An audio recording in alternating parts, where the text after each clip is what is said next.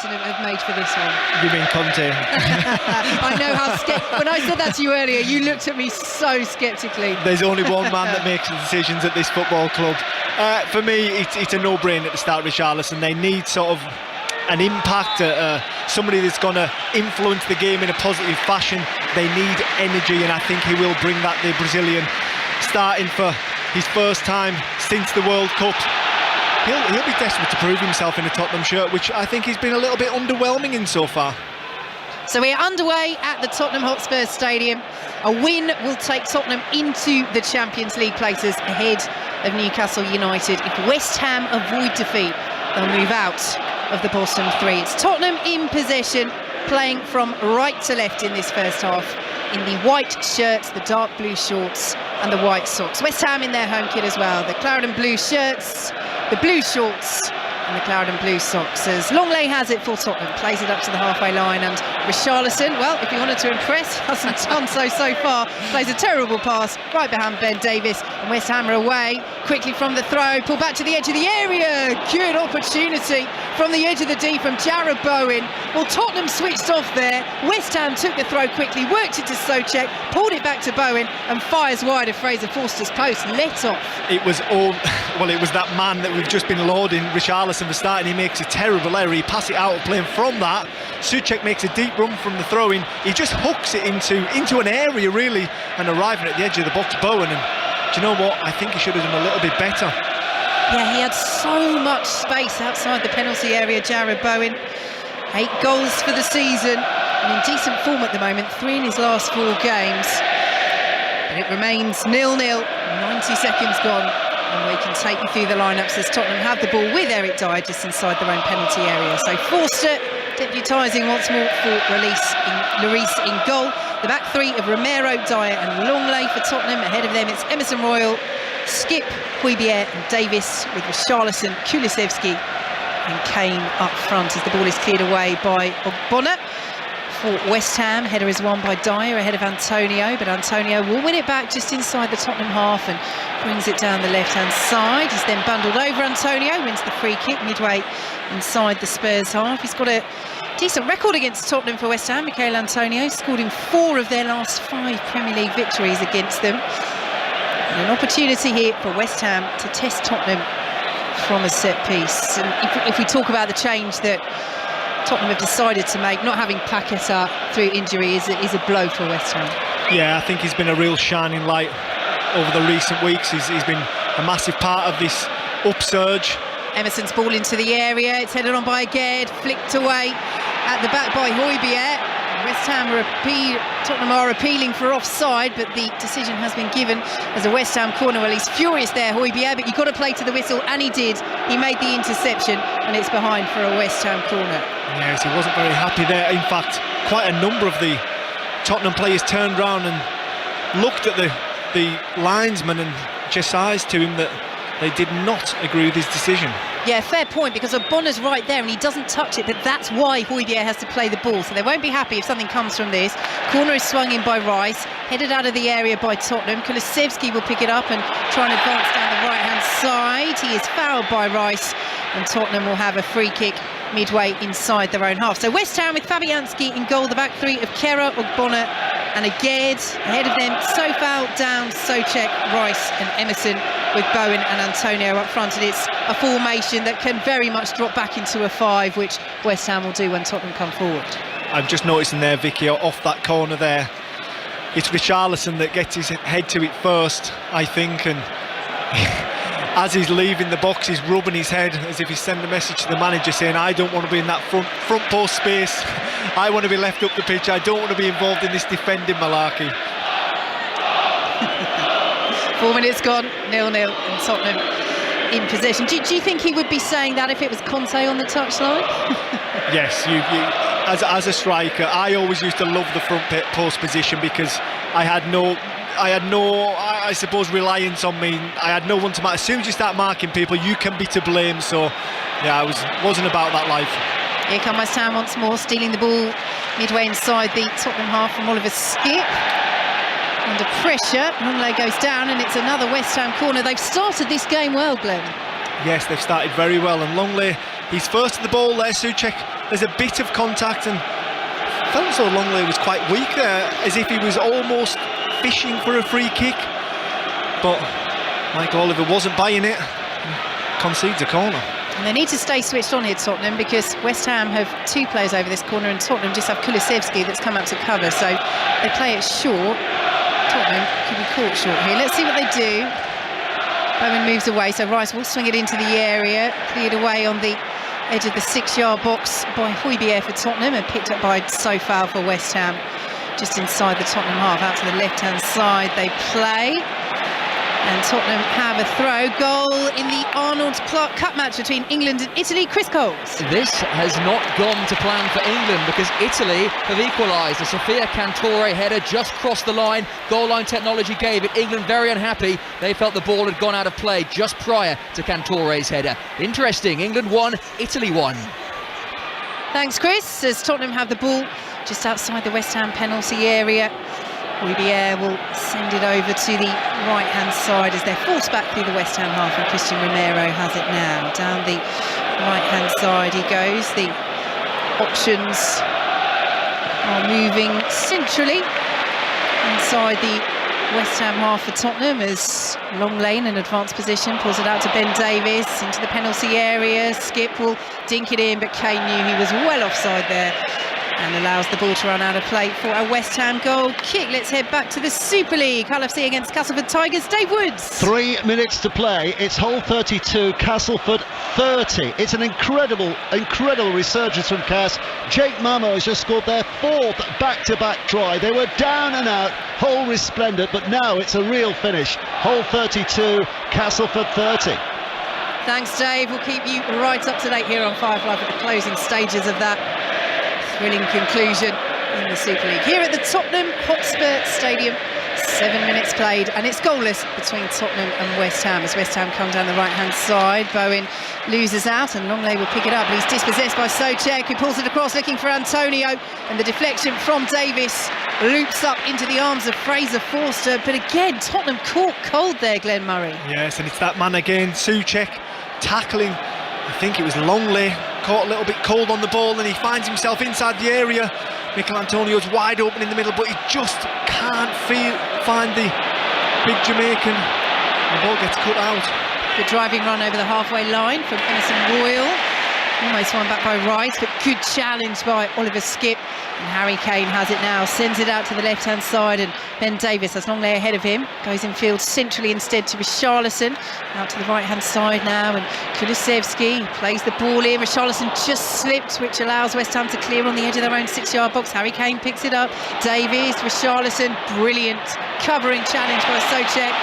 But Tottenham have it back on the right-hand side, cleared away now by Emerson, up towards halfway, but they're really struggling to clear their lines at the moment, West Ham. The header back into the area from Longley won't be collected by Richarlison, and West Ham will eventually clear the ball over halfway. Tottenham intercept though, and it's all the way back with Fraser Forster, goalless. I think it's safe to say that Spurs started this game really slowly, but they're growing into it now. They're showing some attacking prowess, getting into West Ham, putting balls in the box, and starting to ask questions. Out to the left-hand side they go, and Longley traps it on halfway. Yes, that's been another feature of this season for Tottenham. We talked about their inconsistency, but slow starts as well, and they've given the ball away again. Oh, Skip's gone sliding in there on Antonio on the halfway line, and that will be an early yellow card for Oliver Skip, and you can hear the groan around the Tottenham Hotspur Stadium. But he's so up for this, Skip. He played really well in the Champions League in midweek. He's kept his place. It was between him and Sarr, really, who would drop out for Hotspur back from European suspension to come back in. He's just a bit too revved up there. That is a poor challenge, definite yellow. Do you know what you can say is revved up, but I think it was more frustration. He tried to break the lines, and it was Bowen that managed to get his foot on the ball and block the pass, and it deflected to Antonio, and he was the closest man to him, and he went flying in because of his frustration of giving the ball away. But it's going to be a long afternoon for Oliver Skip in the middle of that park on a yellow card.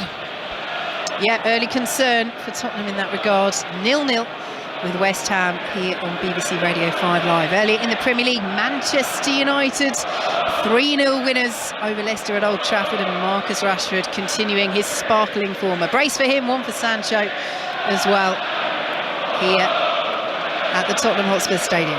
Goalless in this London derby. As Longley picks it up in field to Hotspur, just steps away from Souček, who's been all over the place in the first 10 minutes or so. Another who's come into the side in the absence of the injured Paqueta. As Tottenham work it out to the right-hand side. Here is Skip, and all the way back to Eric Dyer, and they're just settling into this match, Tottenham, in terms of enjoying the bulk of possession, but West Ham pushing the claret and blue shirts forwards when they can, looking dangerous on the break as the ball is cleared away at the back by Kehrer, and Tottenham have it with Longley and sends it all the way back to Forster. Full time in the Super League, Dave Woods. Incredible game. Hull 32, Castleford 30. Hull were walking it when they led 32 points to 6 with 46 minutes played, but what a response from Cass. 4 tries in the last 20 minutes of the game, but Hull hung on in the end. Hull 32, Castleford 30.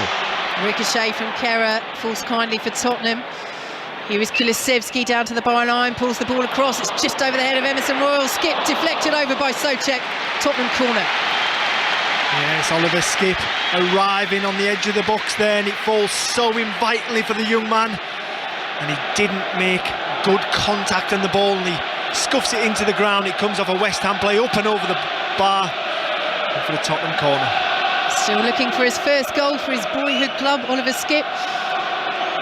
What can Tottenham do from this corner? Kulusevski with his right arm in the air, whips it in left-footed. West Ham get first contact, headed back into the area by Skip. Kane will let it bounce. Richarlison picks it up, tries to squeeze it to Kane. Now they're all appealing for a penalty there, Tottenham. West Ham clear the ball out of the area, over the halfway line. Fraser Forster has it and plays it forward to Hotspur. But VAR will be having a look. Michael Oliver unmoved, Tottenham in possession. We play on. There were big shouts there, particularly from Kane and Richarlison. Yeah, the closest people to it. It was a really bad angle for us, all the way up here in the gantry. But I can't help but feel that I thought that Kane was coming back from an offside position when the ball was played in. So even if it is handball, I think it would be, but it wouldn't be given anyways. Hotspur's ball over the top, looking for the run of Ben Davies, who won't keep that in. And it's behind for a West Ham goal kick. Now, eyes on Michael Oliver. Now, he is saying, don't restart yet. So VAR are having a look at that appeal for Tottenham. Oh, they've had a look. He waves his arm, and we get play underway. Well, we're just seeing a replay there. We have just seen a replay, and to me, if Kane wasn't in an offside position, I can't understand why that's not handball, because his arm's towards the floor, reaching down and stops the ball. It's plain to see. It looked to me like he moved his arm towards the ball, and I'm surprised there wasn't a longer check on that. Yeah, it's Kehrer of West Ham. Definitely, as Glenn says, touches his hand. They did have a little time to play on, so it may be that VAR looked at it and did have time to go back and look at the offside, but no confirmation either for us or for anybody in the stadium, which is still one of the residual frustrations for fans with VAR, amongst a few, it's fair to say. Goalless here on 5 Live between Tottenham and West Ham as Kehrer works it out to the right-hand side, and so far, midway through the Tottenham half, Kehrer has it once more, forward now to Declan Rice. So far is there as an option, hugging that right-hand touchline. Antonio, nice turn now, just outside the penalty area, swings the ball out left-footed as Emerson will pick it up for West Ham, pulls it back to Rice, 30 yards out, closed down well by Oliver Skip, and plays the ball out to the right-hand side now, and Flynn Downs. Good little spell of possession this by West Ham as Kehrer swings the ball into the area, headed away by Emerson Royal. Emerson, West Ham would chase it. Michael Oliver allows play to continue. Emerson has stayed down. He's now back up to his feet. West Ham still in possession. And Emerson has it now on the left-hand side. Plays the ball back to Declan Rice. A few boos from the Tottenham fans who felt Emerson went down a little easier there. He's still not moving that freely over on the left-hand side as West Ham work it out to the right-hand side now. And so far, plays it back to Flynn Downs, and now on the halfway line to Ogbonna. Declan Rice will pick it up in the centre circle now. There's been a goal at the Arnold Clark Cup. England-Italy, Chris Coles. Italian parity did not last long. England back in front, and it's Rachel Daly again, her second header of the afternoon, guiding in Lauren James. Excellent cross. England 2, Italy 1, 20 minutes to play. Thanks, Chris. Here at the Tottenham Hotspur Stadium, it's still goalless. West Ham in possession on halfway. Glenn Murray. I would go as far as saying over this last 3 minutes, West Ham are absolutely bossing it. They're keeping the ball, they're being patient with it, they're working it around the 18-yard box from side to side. And I've just noticed when they do get higher up the pitch, just to give them a bit more physicality in the 18-yard box, Thomas Souček's just drifting in there alongside Antonio Ambo. And so when that ball is swung in, there's someone big to hit. West Ham have won another free kick just inside their own half. Some full-blooded tackles flying in early doors, Glenn. That was Downs, who just got caught by Hotspur, but both players were going in strongly for the ball. Yeah, they were. Do you know what, though? I'm sat up here and I'm watching this, and surely, as a Tottenham fan, this is not what you expect from your side, the home team, off the back of 2 bad results. Surely you expect a reaction and to control this game, but at the moment West Ham are just getting better and better. Skip gets a toe on the ball away from Rice in the centre circle, and Kulusevski has it, plays it back to Hotspur, and you just heard there the groans of frustration because the ball went back from Kulusevski rather than forwards. It is forwards now as Kane plays the ball towards the area, little deflection, Richarlison trying to chap it on the byline. Now he's saying that got a touch of Fabianski. He's furious with the official on the far side, but nothing doing for the Brazilian, and it will be a goal kick to West Ham, 0-0. He's a very emotional young man, isn't he? Richarlison, as he swings a fist towards the referee because he wasn't happy with that decision. I think the worrying thing for Spurs is, I'm a big fan of Harry Kane getting on the ball and being able to create, but at that point he was out on the right hand side putting the ball in. The one thing is, when he's out there, he knows what the strikers want, so normally his cross is on the money. Former Brighton striker Glenn Murray, he with us on 5 Live this afternoon, goalless at the Tottenham Hotspur Stadium, with Romero in possession, dinks the ball over the top, looking for the run of Richarlison, well read by Kehrer, who heads it forward to Ogbonna, and will be played down the right hand side by Sofal. Eric Dyer is there, lifts it over the halfway line, Hotspur will help it on, but Kane won't latch onto it, and Ogbonna will square it to Aged. When I look at the West Ham back 3, I mean, if I'm Harry Kane, I'm thinking, can I pull on to Kehrer? He's the weakest of the 3. Bowen drives the ball into the area for West Ham, and Souček sliding in, just fails to get a touch on the edge of the 6-yard box. And once again, we have to say, Tottenham are having the bulk of possession, but West Ham at times are carving them apart in the penalty area. Well, I mean, that time Bowen had time to bring the ball down his chest, turn. I mean, it wasn't exactly a quick turn. He sort of cautiously turned round in quite a big arc, and then had the time to run at the Tottenham Hotspur 18-yard box, and it was a bad shot, but he nearly dragged it into Souček's path. He was only a matter of seconds away from it. Here is Kulusevski, picks it up just outside the West Ham penalty area. Harry Kane will drive from best part of 30 yards there, and cleared away by West Ham. We have to say, having seen a replay of that, he did look a smidgen offside, Souček, so might not have counted had he got the touch on it. But still, I mean, from a Tottenham perspective, you cannot rely on a flag going up or VAR spotting that, as West Ham intercept that pass, looking for Harry Kane, and play their way up towards halfway. But that is definitely a clear tactic of David Moyes and West Ham this afternoon, for Thomas Souček to make those late runs into the box and be in there when they've got good possession around the 18-yard box. So fast ball forward for Antonio on the edge of the penalty area. Dyer wins that battle. Great crunching tackle by Souček, who then goes down. Sofal will swing the ball into the area, chested down by Emerson Royal, who dinks the ball out to the right-hand side, and Kulusevski has Rice for company, so Kulusevski has to check just inside his own half and pull the ball back to Romero, and now Hotspur once again. But I have to highlight Souček. He's had a great start in these opening 19 minutes or so, as Rice intercepts that ball forward once again, and Downs then goes down under pressure from Harry Kane. West Ham free kick midway through their own half. Yes, Vicky, I agree. I think it's fair to say if there was a man of a match award for the first 20 minutes, it would be without doubt Thomas Souček.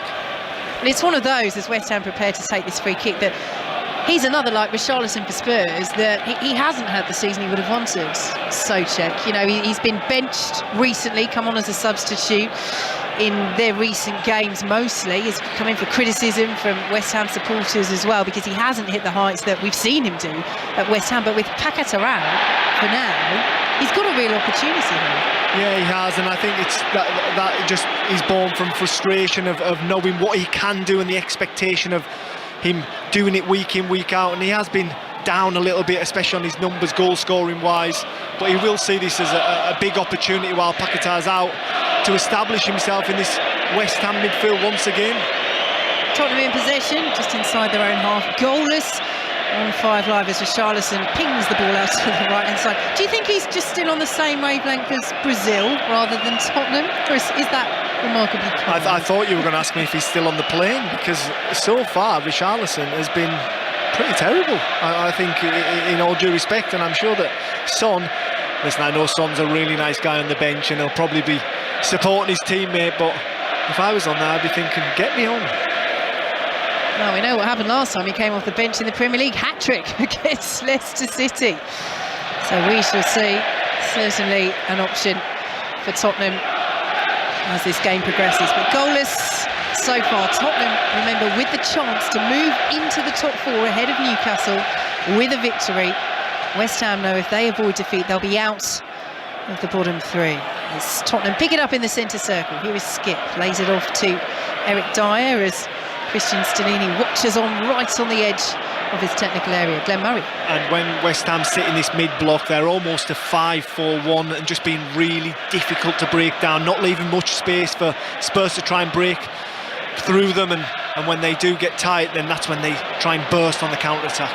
Yeah, it's been a really good tactical performance so far from David Moyes' side. They're really closing down those spaces in midfield, and Tottenham are finding it hard to play through them. Here is Oliver Skip, though, midway through the West Ham half, plays it out to the right-hand side, and Hojbjerg, nowhere really to go for Hojbjerg, so he squares it to Skip once more, and now Longley advancing from that back 3. Richarlison turns into Kehrer, but then turns past Kehrer into the area. Good challenge by Sofal, just got a foot in to nick it away from Richarlison. Antonio can't keep hold of it though. Dyer sends it forward to Kulusevski. Emerson Royal now picks it up right hand side of the penalty area. 2 West Ham players with him. Dyer's still there as an option. And Kulusevski as well, who will pick it up on that right hand side. As Hojbjerg now collects for Tottenham. Forward to Kulusevski, bit of space right hand side of the penalty area, but he just overran it, and again can marshal that out for a West Ham goal kick. Yes, West Ham just sat in there letting Tottenham have possession, being difficult to break down, almost inviting them to put the ball in the box and saying test us. It's hard when you get a number of players, especially Premier League players, sat in their 18-yard box looking out, and we just see a little still of Heung-min Son sat on the bench pondering towards the game, and I'm sure we'll see him introduced at some point this afternoon, especially if the score remains this, and if West Ham stay on what I would say is probably the better side of the game so far. Throw to West Ham just inside the Tottenham half. Yeah, it's easy sometimes, isn't it, just to look at possession domination and generally who's got control of the game, but I think that's a fair point, Glenn, that actually West Ham have done more with the ball when they've got it, and they've been very organised defensively as they have a free kick just inside their own half, played forward looking for Antonio, good strength, chests it down for Bowen, is forced away from the area by Dyer, and then Hojbjerg, so drifts out to the left hand side, ball back into the box, won't fall for Antonio, and Tottenham clear away, but Kane can't latch onto it, and Declan Rice has it. Central position midway through the Tottenham half, plays it forward now to Souček, out to the right hand side is Sofal, blocked away and out for a throw by Ben Davies, but again nice movement from West Ham. Very nice. And do you know what I would say about West Ham, Vicky, is they actually look like a David Moyes side once again. Here is Finn Downs on the edge of the area, can't find Souček, who tumbles on the edge of the box. Nice touch by Harry Kane, but Kehrer had cut off the run as the ball spins away from the Tottenham man. West Ham intercept. Yes, they look organised, they look like they're playing off a good structure, a good understanding from one another, the spaces between each and every one of them, and so far their tactics are working really well here at the Tottenham Hotspur Stadium. Souček wins the header on halfway towards Bowen. Longleg gets there, they're appealing for handball, and Michael Oliver's whistle does go as Bowen ball down on the Tottenham penalty area, and it will be a free kick to Tottenham midway through their own half as David Moyes, hands in his pockets, just walks calmly back to his bench If they were to find a way to win here, West Ham, incidentally, it would be David Moyes' 250th Premier League victory as a manager. And when you consider that only Sir Alex Ferguson and Arsene Wenger have reached that mark, Tottenham have the ball just outside their own penalty area. I mean, that's pretty remarkable. I think the most remarkable thing about it is probably that obviously Arsene Wenger and Alex Ferguson only had one club each, and they were, in due respect, the best clubs in the country at that time. So for David Moyes to have that with the likes of Everton, West Ham on his CV, obviously a bad spell at Manchester United as well, it is some feat. Well, level so far. 24 minutes played here on 5 Live. Manchester United 3-0 winners over Leicester earlier, and Motherwell upsetting Hearts in the Scottish Premiership by 2-0. Tottenham will send it out to the left-hand side with Hojbjerg. Chested down by Ben Davies, runs into Sofal, and the ball will go out of play for a West Ham throw, and it's just not going Tottenham's way at the moment, is it, Glenn? No, it's not, and I think that's all down to David Moyes' tactics. He's got his men sitting in, inviting almost Spurs to come on to them, and when they get a chance to nick that ball, they do, and then they've got the willing runners of Bowen, and they've got the platform of Antonio to hit. Souček making the box, and it's working really well, but we just see Harry Kane coming into the game, Ogbonna coming over the back of him. Harry Kane buying a free kick as he always does, backs in, goes down, looks towards the referee, and the referee duly obliges with a whistle.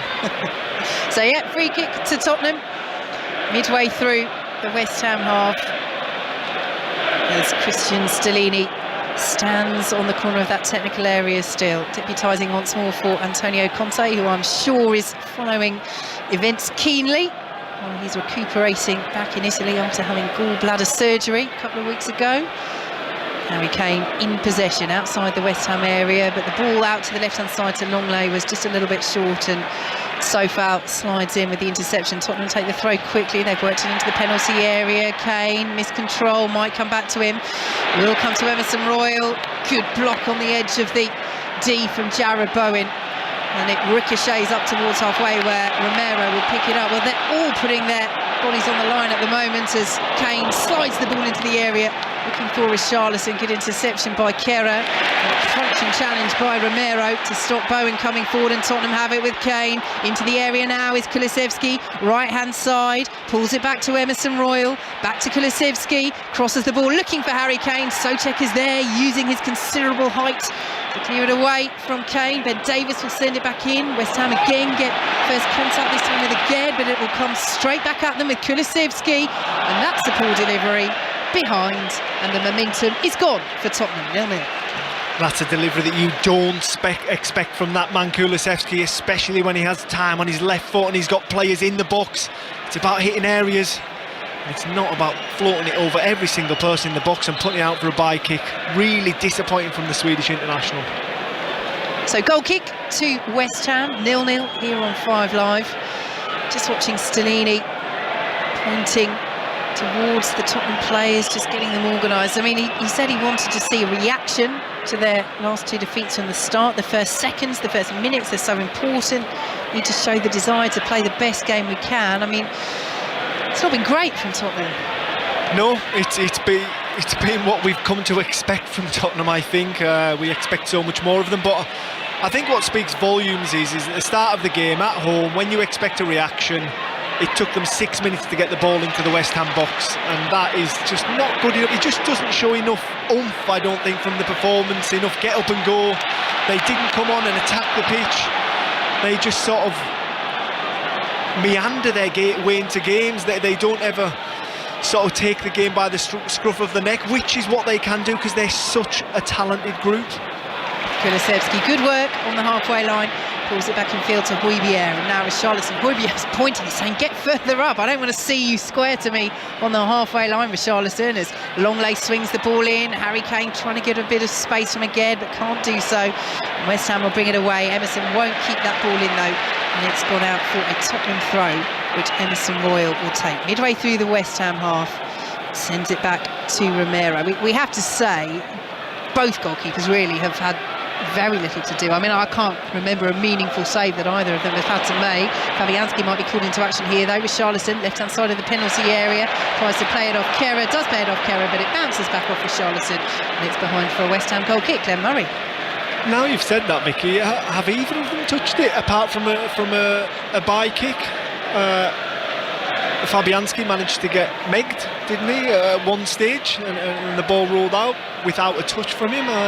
But yeah, neither goalkeeper have been tested or had the ball in their hands after 30 minutes of a Premier League game.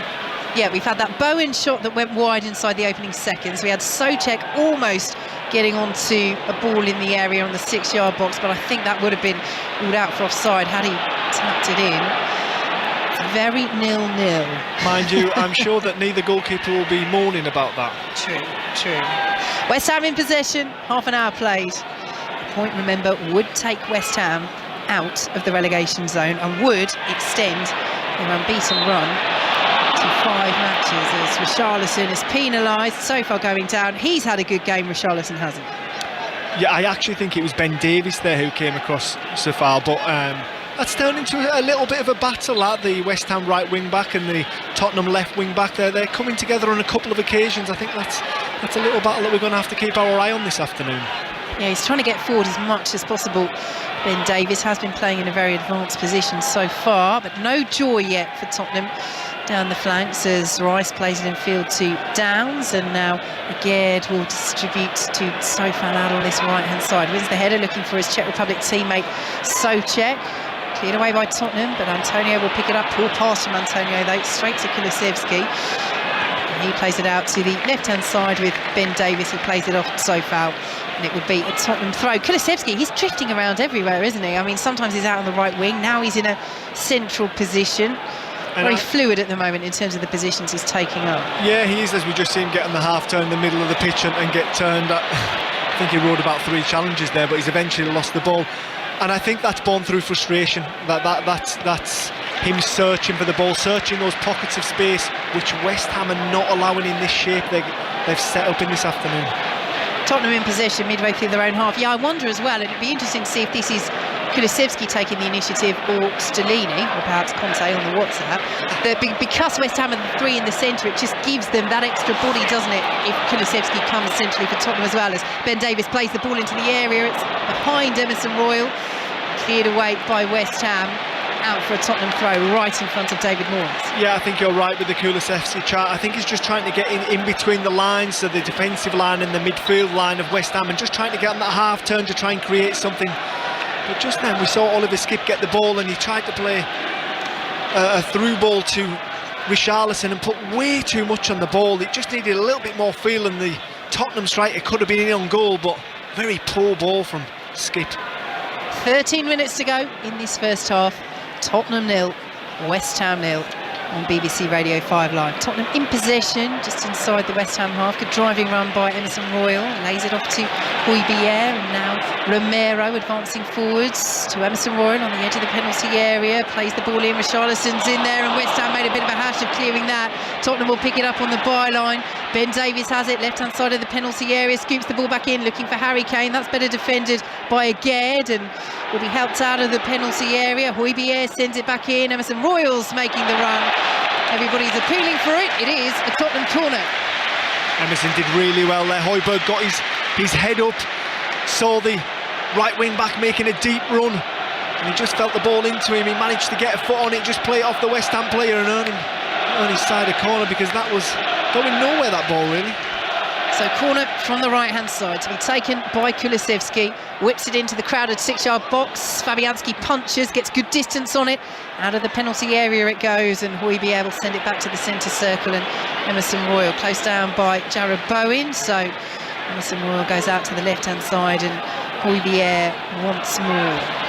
I have to say, in terms of the organisation from West Ham, as we've mentioned, it's been very good, but Bowen and Antonio seeing very little of the ball at the moment. Is that a sacrifice that David Moyes will be willing to make? Yes, he will. He'll want to stay in this game as long as possible. At the moment, they've got a point, and he'll want to take that away at the very least. So sometimes you have got to sacrifice going forward to a certain extent, and I'm sure that Antonio and Bowen know that. But when they get a chance, they'll still be looking to get on the score sheet. And they're pressing well there. Downs, Antonio and Bowen all going together, but Tottenham play through it just as well. Good challenge on Richarlison on the halfway line, and Downs then miscontrols under pressure from the Brazilian, and it will be a throw to Tottenham just inside their own half. Goalless here on 5 Live, 11 minutes plus added time to go in this first half. Tottenham need a win if they're to move into the top 4 this afternoon. Over the halfway line goes Emerson Royal, as Kulusevski is an option, now hugging that right-hand touchline, and uses the Swede, who plays it back to the World Cup winner, Christian Romero, forward to Richarlison, but Kehrer is getting the better of him at the moment, as Tottenham work it out to the right-hand side, and Emerson Royal has it once again, closed down by Jared Bowen. He's put in a real shift defensively. That's a great challenge by Bowen, absolutely superb in the left-back position. The attacker coming back to help out West Ham, won't run for Antonio. Dyer clears away on the halfway line. Kulusevski manages to steer it back and keep it alive for Tottenham, but Richarlison can't keep hold of it, and so far will bring it away down this right-hand side, right in front of his manager David Moyes. Starting challenge by Romero, who's just notably stepping up into midfield a little bit more, making those tackles, getting involved as Skip has it midway through the West Ham half. Goalless at the Tottenham Hotspur Stadium. Out to the right-hand side, Skip goes to Kulusevski. Now Skip advances into the area. Kulusevski still has it, tries to squeeze it in, blocked. Will now play it out to the right-hand side. Skip back to Emerson Royal. Get it in the area. The Tottenham fans are pleading, and Hojbjerg drives from distance. And there we go. I think that is the first meaningful save from either keeper. 35 minutes gone. Fabianski smothered. And you can hear the Tottenham fans. It wasn't a very good shot from Hojbjerg. It was on target. He asked a question of Fabianski, but he was always going to save it. And the Tottenham fans give almost an apologetic cheer just because they've had a shot on goal. And you say that Tottenham need a win to get into the top 4. West Ham needs a win to get out of the bottom 3. I think we need a coffee, Vicky, at half-time. Rob's on it. Producer Rob to my right. But the game has just opened up a little bit there. A couple of long balls, changes of possession a couple of times quickly in the middle of the pitch there, and it just seemed to lose the structure that it seems to have been played under for such a long period of this first half. Yeah, and for the neutral, maybe that's what needs to happen. I'm not sure it'll please David Moyes. Never mind the neutral, I'm hoping more of that happens as well. So, 9 minutes plus added time to play in this first half. 0-0. The ball goes over the top, looking for Bowen. Eric Dyer slides in. Tottenham pick it up with Oliver Skip, and Romero has it now and plays it out to this left-hand side, and Longley. Richarlison half went, then stopped to make sure he was onside. Tottenham still have it on halfway. Here is Hojbjerg. How much are they missing Bentancur? They are missing Bentancur. I mean, I'm just seeing Hojbjerg lay the ball off there, and he's just eyeing towards his centre-backs, and I don't really think he needs to be on the ball there. Why are the centre-backs not on the ball? Or why are we not squeezing up the pitch and trying to find pockets of space? And so far, this is what I would call a frustrating performance from Spurs.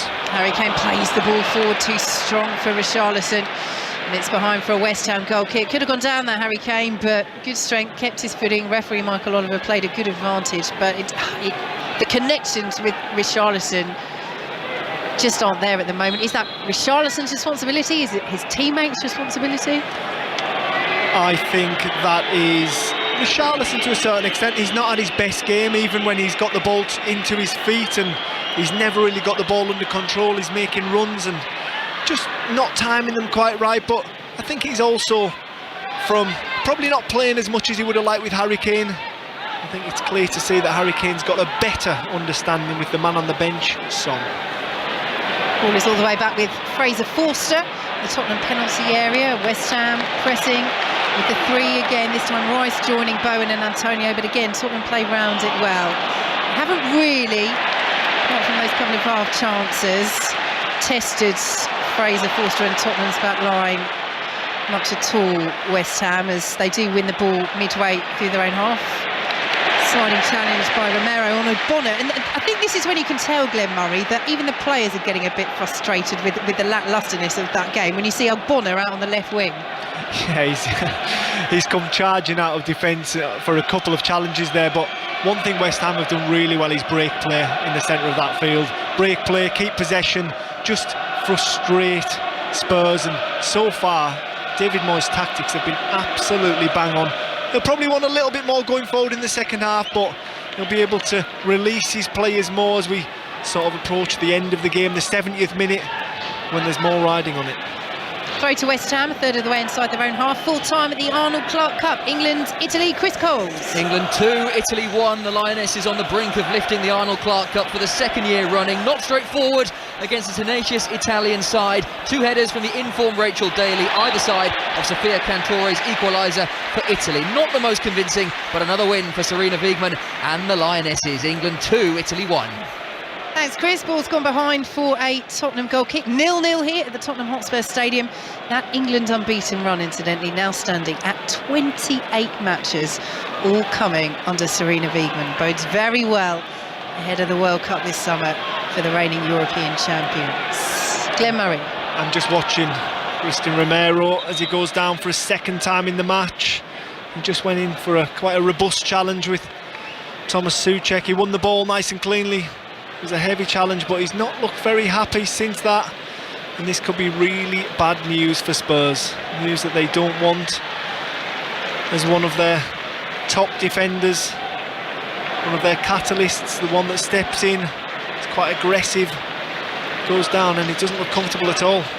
Yeah, he's receiving treatment on the pitch, and you can see the concern. He's got Eric Dyer, Longley around him as well. Well, I mean, you only have to look, you can look across the whole season for how well Romero's played. World Cup winner, of course, with Argentina over the winter, but you only have to go as far back as Leicester, where they lost 4-1. He was suspended and they fell apart defensively, and yes, it wasn't all because Cristian Romero was missing, but that was a huge part of it. Yes, he's definitely an organiser, and he's one of the what I would call the starting centre-backs here. He's just walking off the field, is he? Well, yes. That's interesting. Well, yeah, he's received treatment. He was walking off. He then said almost to himself, no, I'll just stay on. And Michael Oliver spotted and said, no, the physios have come on. You go off and I'll tell you when to come back on, Christian. I think the Argentinian was trying to be cute there. But I was just looking at the Spurs bench and looking if Stellini wants to make a spark or a little bit more energy in the game. They've got quite a few options on the bench. They've got Danjuma, Son, Perisic, Moura, very good forward attacking players to be able to maybe change the landscape of this game. Perfectly timed, as you say that. We see one of West Ham's options, Danny Ings on the bench for them, Said Benrahma as well. You've got Fornals, Lanzini, Scamacca too, as Kera takes this free kick for West Ham, headed on into the penalty area. Bowen will chase. Fraser Forster came, didn't get there. Bowen scoops it across, looking for Souček, who does win the header, glancing towards the 6-yard box. Tottenham clear away. Now Tottenham have a player down, so Michael Oliver has stopped play, and the physios are on once more. And there could be a bit of difficulty here for Tottenham, and with a potential head injury, you understand why Michael Oliver has stopped play. But just going back to Scamacca, Glenn, I mean, it was an interesting press conference with David Moyes, because they asked about Scamacca, who's been out injured for the last month or so. Initially he said, oh yeah, he's back in training, but there's no way that, you know, he'll make it. And then he said, well, he might get some minutes. And you think, oh right, okay, so he's on the bench, but clearly not fit enough to play more than a short period of the game. But no, and probably not the role that David Moyes wants today, to be mobile, to be that platform, to sacrifice yourself for the team. He's opted for people that, let's be frank, he trusts more than Scamacca at the moment. Scamacca not done as much as I'm sure the West Ham hierarchy would have liked in the claret and blue, but we're just watching. I think it's Ben Davies. No, it's not Ben Davies. Who I can't quite make out who he is. Might be Longley on the floor. But as he went up for that header, I think it was Thomas Souček. It almost looked like he was out cold as he hit the floor. He looked very still for a number of seconds, and the Tottenham players were soon surrounding him, waving on the physios, and he's down. He doesn't look very comfortable as we see him get onto his feet quite gingerly. He's looking down into the physio's eyes, and I think the physio's giving him the once-over just to make sure he's fit to carry on in this game. Yeah, Longley still being checked over. Of course, any risk of a head injury or potential concussion has to be looks very ginger assessed there, doesn't he? Yeah, he looks a bit groggy. So Well, it's not long till half-time, just over a minute plus added time to play, and it's one of these where you wonder, well, safety first. If there's a suspected concussion, then he should be off, but he is jogging now to the halfway line, and they may well have a more detailed assessment at half-time, but looks as though Clement Longley will be able to continue for now. Michael Oliver will gesture him back onto the field of play, and we get underway with Fraser Forster, who, deputising once again for Hugo Lloris, has had very little to do in this first half. Got a poor record without Lloris, incidentally. Tottenham winless in each of the last 7 Premier League games in which Lloris did not play, and it's goalless here on 5 Live at the Tottenham Hotspur Stadium. 3-0 winners were Manchester United over Leicester earlier on 5 Live this afternoon. 2 goals for Marcus Rashford, 1 for Jadon Sancho. You can watch the highlights of that game and this game on Match of the Day 2 tonight from 10:30 with Mark Chapman and Dion Dublin on BBC One as we enter 3 minutes of added time. And you know what, Glenn, we might have a thrilling second half, but so far I think we know which game out of the 2 is going to be top of the running order. Well, as the 4th official put 3 minutes up there, winced a little bit. Yes, no, definitely the Manchester game's in better, but this might spark into life second half. Off and the way with Tottenham this season, isn't it? Yes, especially with Tottenham, and like we say, from a structure point of view, West Ham have been very good this first half. Maybe not exciting, but exactly what David Moyes wants. And they're in possession on the halfway line with Kerr, and that's the thing for David Moyes, because they've tweaked the formation and put the 5 in midfield. He can put Ben Rama on, they can go for the 3 up top, or as you say, a point. It's a decent result for West Ham. It takes them out of the relegation zone, keeps the unbeaten run going as Harry Kane plays the ball over the top, looking for Richarlison. Fabianski's come, hasn't got there. Richarlison, Fabianski recovers. Good save as the angle narrowed at his near post. It's a Spurs corner. That probably, as we are in added time at the end of the first half, is the best attacking move from Tottenham of the entire game. Yes, without doubt. It's Harry Kane that gets turned near the halfway line. He looks for the run of Richarlison, who finds the ball. He just runs away from him, but Fabianski gets lost a little bit. He comes to collect the ball and then decides, no, I'm going to go home. Richarlison swivels on his left foot, hits it low and nearly squeezes it past Fabianski. Kulusevski with this corner for Tottenham in added time at the end of the first half. Good corner, it's just over the bar. What an opportunity. Longley was up from the back with the header. Fabianski stretched, may well have had it covered, but Tottenham all of a sudden just starting to come to life. In fact, it was Romero that got there just ahead of Longley. Powerful header from the Argentinian. Fabianski did jump well, but it's over the bar anyway. A little bit of action, that's what we've been waiting for 46 minutes, Vicky. And we've got worth the wait? I wouldn't quite go that far, but it's 2 efforts on goal, which has made me a little bit happier. It's better from Tottenham. Although you wonder, Antonio Conte watching on at home, how happy he'll be.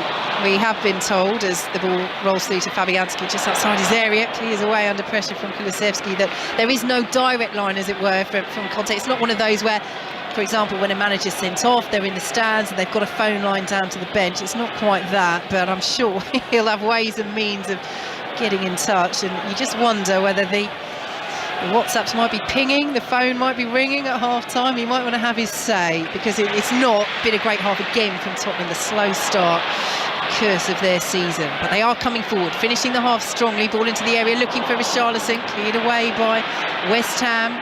Souček back there defending. Harry Kane picks it up 25 yards out, slips as he curls the shot in, and Fabianski will come and claim. There you go, Michael Oliver. There you go, Glenn Murray. I should say, Michael Oliver slightly puts you out of your misery. Yes, he has, and it's been, well, I think it's fair to say, a reflection of the game so far, that David Moyes will be the happier of the 2 managers. And you were saying about Antonio Conte there. Let's put it this way, I don't think he'll be sitting on Lake Como more relaxing this afternoon. I'm sure that he'll be on some kind of contact in that Tottenham dressing room this half-time, and we're telling a few home truths and wanting more from his plays in the second half.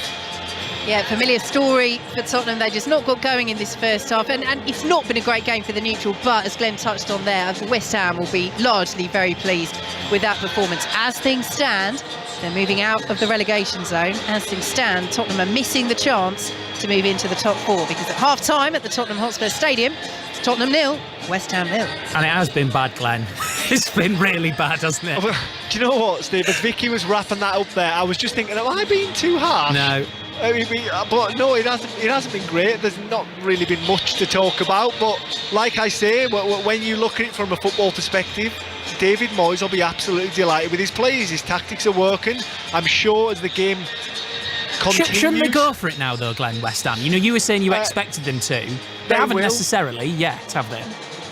No, but these are the tactics that he'll have been talking about all week. They'll have been working on, and it's doing it at the right time, Steve. I mean, if you start going for it now, you open up at the back. You've got to respect Spurs. They're top quality players going forward, and give them a little bit too much space. They will punish you, and all your hard work is out of the window. So it's doing it at the right times, flooding people forward when you can. Like at certain points in the first half, we've seen Thomas Souček get into the Spurs 18-yard box, and they're the times they just need to be a little bit more careful with their possession and with their decision making. Make the right decision. They get a goal. They get out of here with 3 points. But for me, West Ham, they'll stay the same for the first 20 minutes of the second half, 30 minutes of the second half, and last 20 minutes of the game. That's when I think that they'll probably open up, growing confidence, and try and get something out of the game. I said Vicky's glass was half full before the match. You might have to pour it over Glenn Murray to keep him away.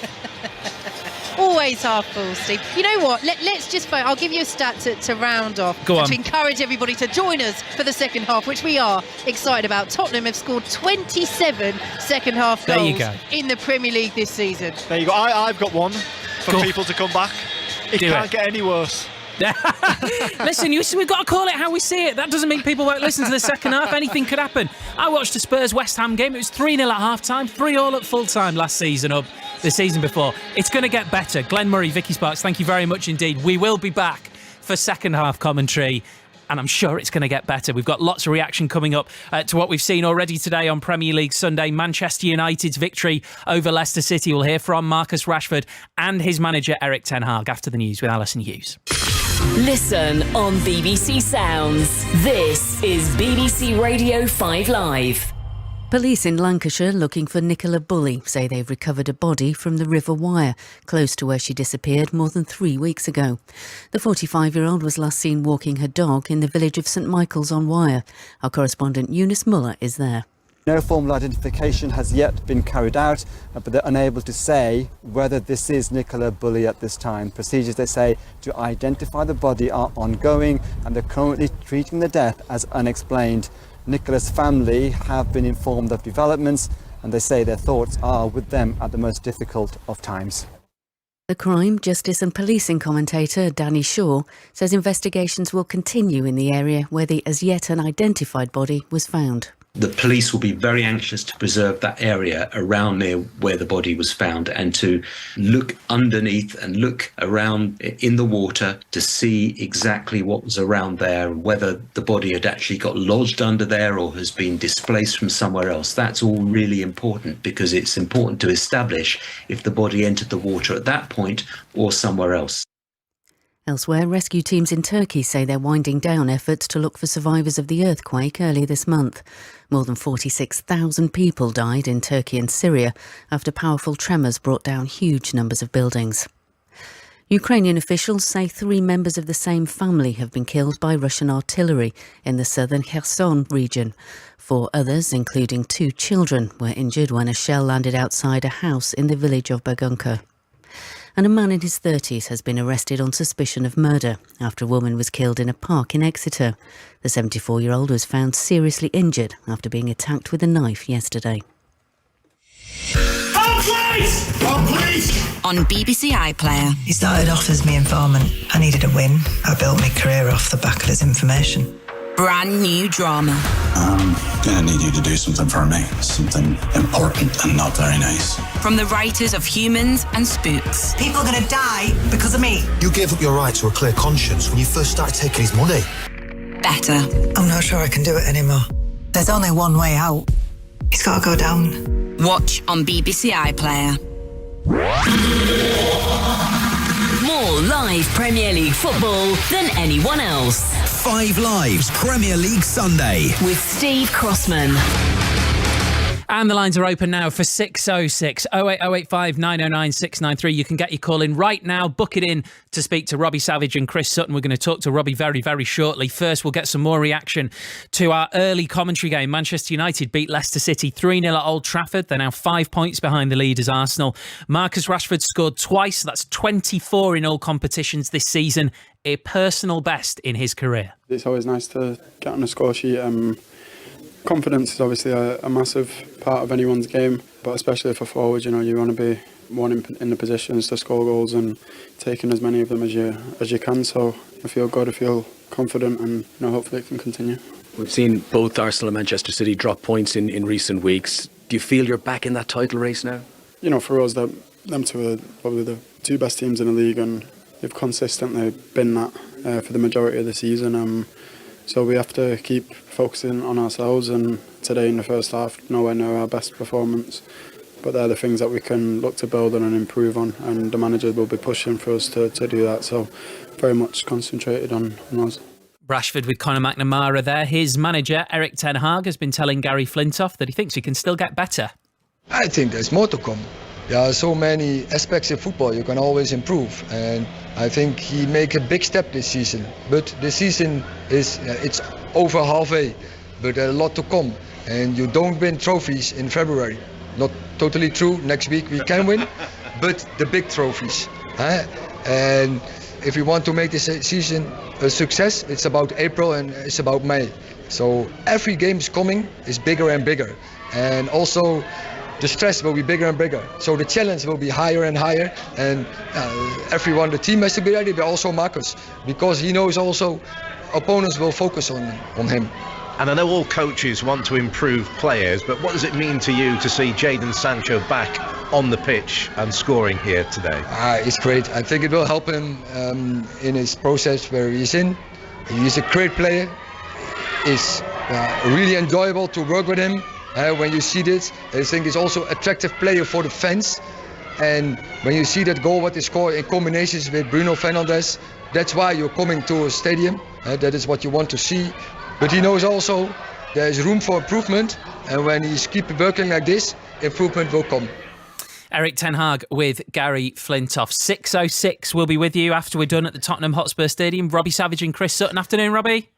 How are you, Steve? Yeah, I'm very good. Very good. I'll tell you what, Steve. Look, Erik ten Hag's played right into Chris's hand there, saying the big trophies are won at the end of the season. Obviously not in February.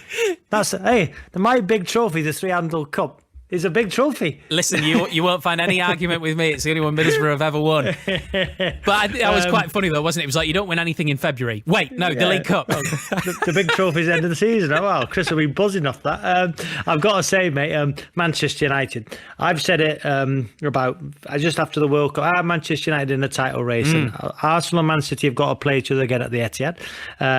United, the form they're in, the belief they've got, the confidence, the way they're playing. The Barcelona performance was one of the best games I've seen since the World Cup final. Yeah. Today, first half, they didn't play well. They're getting players back fit. Tactically, who'd have thought Vegas would have played as a 10 with Rashford as a 9? So, yeah, listen, Manchester United is certainly in the title race. No doubt about it. Do you think, the gap is... the gap is 5 points in the game in hand. Arsenal have a game in hand, yeah. Yeah, but if you put them... let's say you could put them all on the same points now, you would probably pick Manchester United to win it, wouldn't you? Because they're the one of the three that are just rolling people over. It's a great question, that, Steve. To be fair, you do come up with them now and again. But yeah, they just look like they're going to outscore teams. Barcelona, the United. I don't know if you watched the game or not, but they should have won that game. It was a brilliant game of football. Casemiro. Listen, people in the summer were talking about De Jong. They haven't got De Jong, and they're going for a different type of 6 in Casemiro. Casemiro's been outstanding for £60 million. He is brilliant, and they haven't had him in the league. Do you think they answered that Casemiro question today? Because, to be honest, going into this game today, I thought Leicester have got a really good chance because Casemiro is suspended. But actually, Manchester United had more gears they could have gone to. Sabitzer's a very, very good signing on loan. Fred was outstanding in the second half against Barcelona, but Fred, again, first half today, was poor. So if Fred can be consistent, he's a fantastic player, but I just think he needs to add that consistency to his game. They've got one of the best players in the world at this moment in time. And he said about confidence. He's a confident player, scoring goals for fun. The thing is, when he goes through, Steve, you're watching that game, you know he's going to score, don't you? Yeah. You think it's going to be a goal. And he knows he's going to score as well. Yeah. So I think Manchester United are in the title race. City, Arsenal. It's Arsenal's now to lose once again after that performance yesterday. But there's so much to talk about. We're talking about grassroots as well. I don't know if you listened to the programme last night about, Chris went on the refereeing course and refereed a game. So we had lots of calls on that last night. So, yeah, we're really looking forward to it. By the way, Borough, wow. Oh, flying, Chris. Absolutely flying. Chris? Who's Chris? Robbie. Sorry. It's because you just said Chris was on the refereeing course. Sorry, mate. Oh, right. You mentioned Middlesbrough. All professionalism went out of the window. Thanks for that, John. 08085 909 693. Who's going down, Robbie? Who's going down this season? The standard at the bottom is high, isn't it? Leeds. I still think Bournemouth, and I'm going to say Southampton, although what a result that was at Chelsea. And Chelsea, wow, what is happening there? Graham Potter, so many players. He's a very good manager. Can he get it right at Chelsea, though? And I heard, Glenn talking about stats. I've got a stat for you. I think Spurs have scored more goals in the second half of Premier League games than Glenn scored in the Premier League. Anyway, I'll leave that one with you. Thanks, Robbie. Appreciate it. It is Robbie. That's the one. Robbie and Chris with you for 606. Once we're done at the Tottenham Hotspur Stadium, and you can get your calls in right now. 08085 909 693. Right, let's get some more reaction from Mount Maunganui, where England's men swiftly wrapped up an impressive 267-run win over New Zealand on the fourth day of the first test. That's England's first test win in New Zealand for 15 years. It's a 10th win in 11 tests since Ben Stokes took over as captain. When you look at, captaincy records and stuff like that, it's only a small part of it. There's 10 other people out there who've got to go out and do a job and allow you to be able to win. I'm very blessed that I've got a batting line like I do at the moment in a bowling attack with Jimmy, Brody and Robbo, so I'm very lucky to be able to captain this team at the moment. It's not only my captaincy and ideas that are allowing us to go out and play in this way, but you've also got to have the players fully behind you and follow you out there with what you want to do. So obviously it goes to a great start with my captaincy, but most of that's got to go down to the players. Second and final test in Wellington starts on Thursday night. Elsewhere, India's men have beaten Australia by 6 wickets in the second test in Delhi, so they seal the series with one match still to play. England's place in the semi-finals of the Women's T20 World Cup has been confirmed, with Pakistan losing to the West Indies in a last-ball thriller. In the final match of Super League's opening round, Hull FC fought off a second-half comeback from Castleford Tigers. It finished 32-30. And in Rugby Union's Premiership, Leicester Tigers beat the leaders Saracens 24-18 to end a run of 3 straight Premiership defeats. Players are back on the pitch at the Tottenham Hotspur Stadium. 6:06 will follow this one. It's Spurs versus West Ham, and we hope for better with Glenn Murray and Vicky Sparks. We certainly do. Tottenham's players back out on the pitch, still waiting for West Ham. Glenn, I feel like we should address that slanderous comment from Robbie Savage, saying that Tottenham have scored more second half Premier League goals this season than your good self in your Premier League career. Tottenham have scored 27 second half goals in the top 5 this season, and you scored in the Premier League? Well, you know what? He just wants attention, doesn't he, Robbie? But I just had a little look at his stats. He spent 14 years in the Premier League, and that's less than 1 point something a goal every year, Robbie. Come on. Tell you what, he was good at that, though. His channel balls. Whoa, he was good at that. 37 goals for Glenn Murray in the Premier League, incidentally. So, do join the lads for 6:06, which follows us 08085 909 693. We're still waiting for West Ham, so Tottenham have been sent out early by a combination of Stellini at the ground and maybe Conte over the Zoom at half-time. How do you... All right, the first half's gone. I was going to say, how do you solve this issue of slow starts? But that's gone for Tottenham. That's a question for another day. What do they do in this second half? Because they need a win if they're going to move into the top 4, and that's the imminent bonus for them. But they need a win full stop, Tottenham. They've lost 4 of their last 7 Premier League games, 8 of their last 16. That's as many as the rest of the top 5 have lost across each of their last 16 Premier League matches combined. So 64 in total. They really don't want to drop points here. No, they don't. I think they've got to attack this second half. They've obviously got the players. We know they've got the players to hurt West Ham. I think they just need more energy in their performance. They need to move the ball quicker, a bit sharper. in possession and out of possession in the press, and just not let West Ham get set when they attack.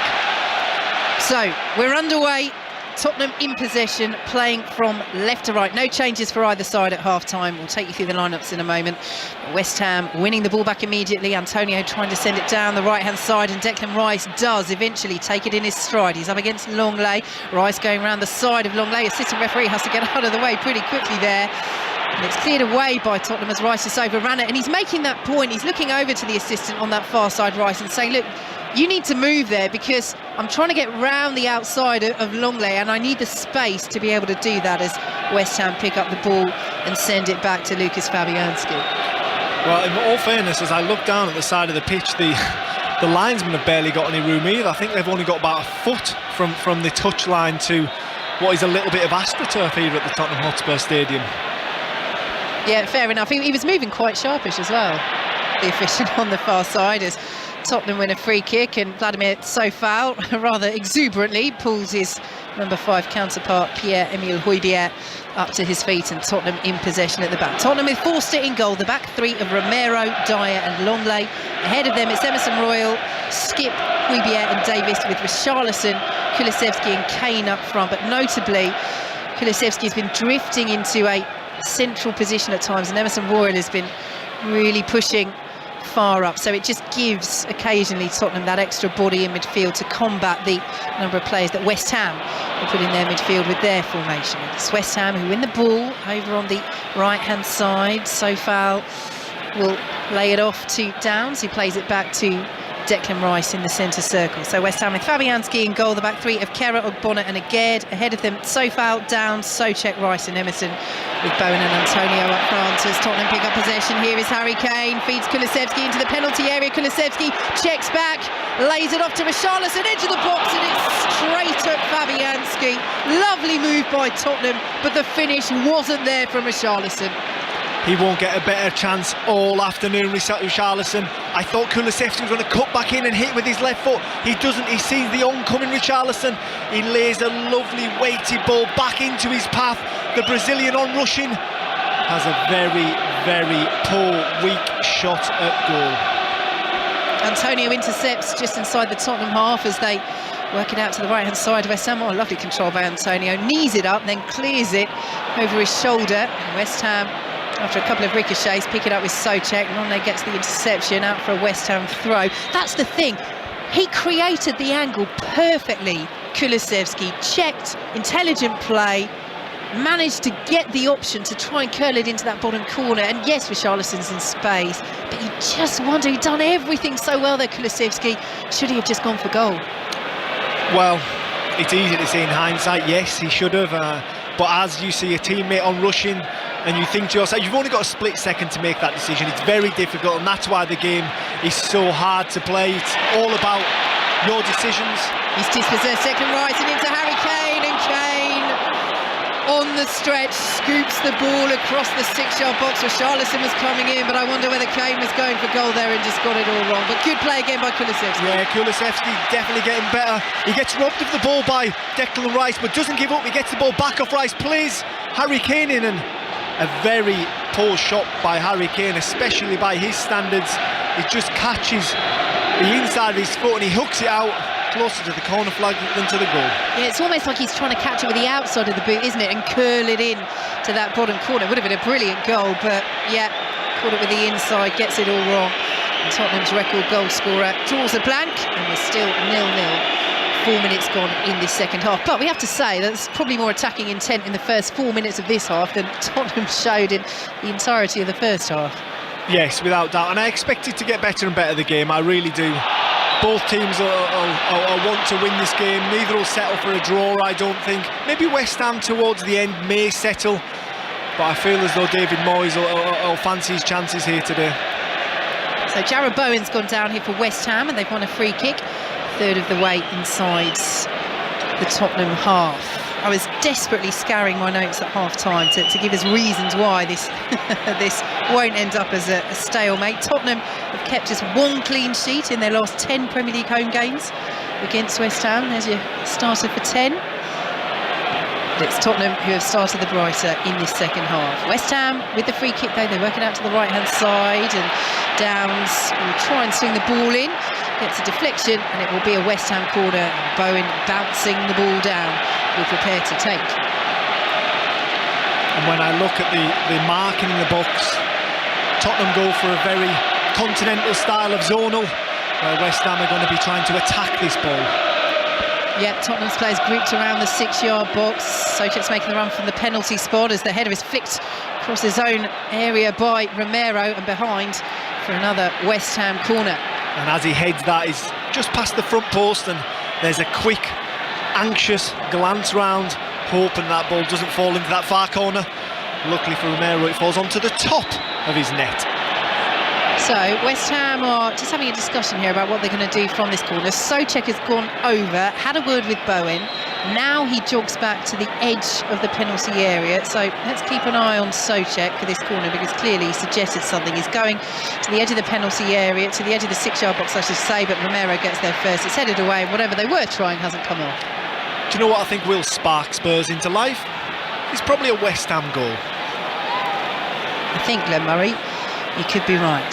Can West Ham find one? They have a throw deep in Tottenham territory, high into the area. O'Bonnell's still up. Header is won by Dyer. Appeal for handball by Tottenham. Not given, but they come away with the ball. And here is Kulusevski up towards the halfway line, plays it forward, looking for the run of Skip. Good goalkeeping by Fabianski. Came out of his area very quickly and clears away on the edge of the deep. Romero will allow the ball to bounce out. Tottenham with the throw midway through their own half. 0-0. Better game. Much better game, and you can tell by the sound that the crowd are making. There's a little bit more attacking flair in the game, more emphasis, trying to get forward, as we see Kulusevski trying to play through ball to who else? What a surprising Oliver Skip making the forward run. Yeah, decent run from Skip, wasn't it? Couldn't quite find him as Harry Kane loses out to Ogbonna. Højbjerg picks it up, sends it forward to Kane once more, bounces off the Tottenham man. Will be picked up by Ogbonna just outside the West Ham penalty area. Good precise ball to find Bowen on the halfway line, and he sends Antonio out to the left-hand side, just opening up a bit here for West Ham. Antonio, left-hand side of the penalty area, plays the ball in, cleared away by Tottenham, only as far as Declan Rice. And now Antonio once more on that left-hand side, approaching the box once again, whips the ball across, too much on it. So far will chase and will just keep it in on the right-hand side, plays the ball back into the area, headed away by Højbjerg on the corner of the 6-yard box.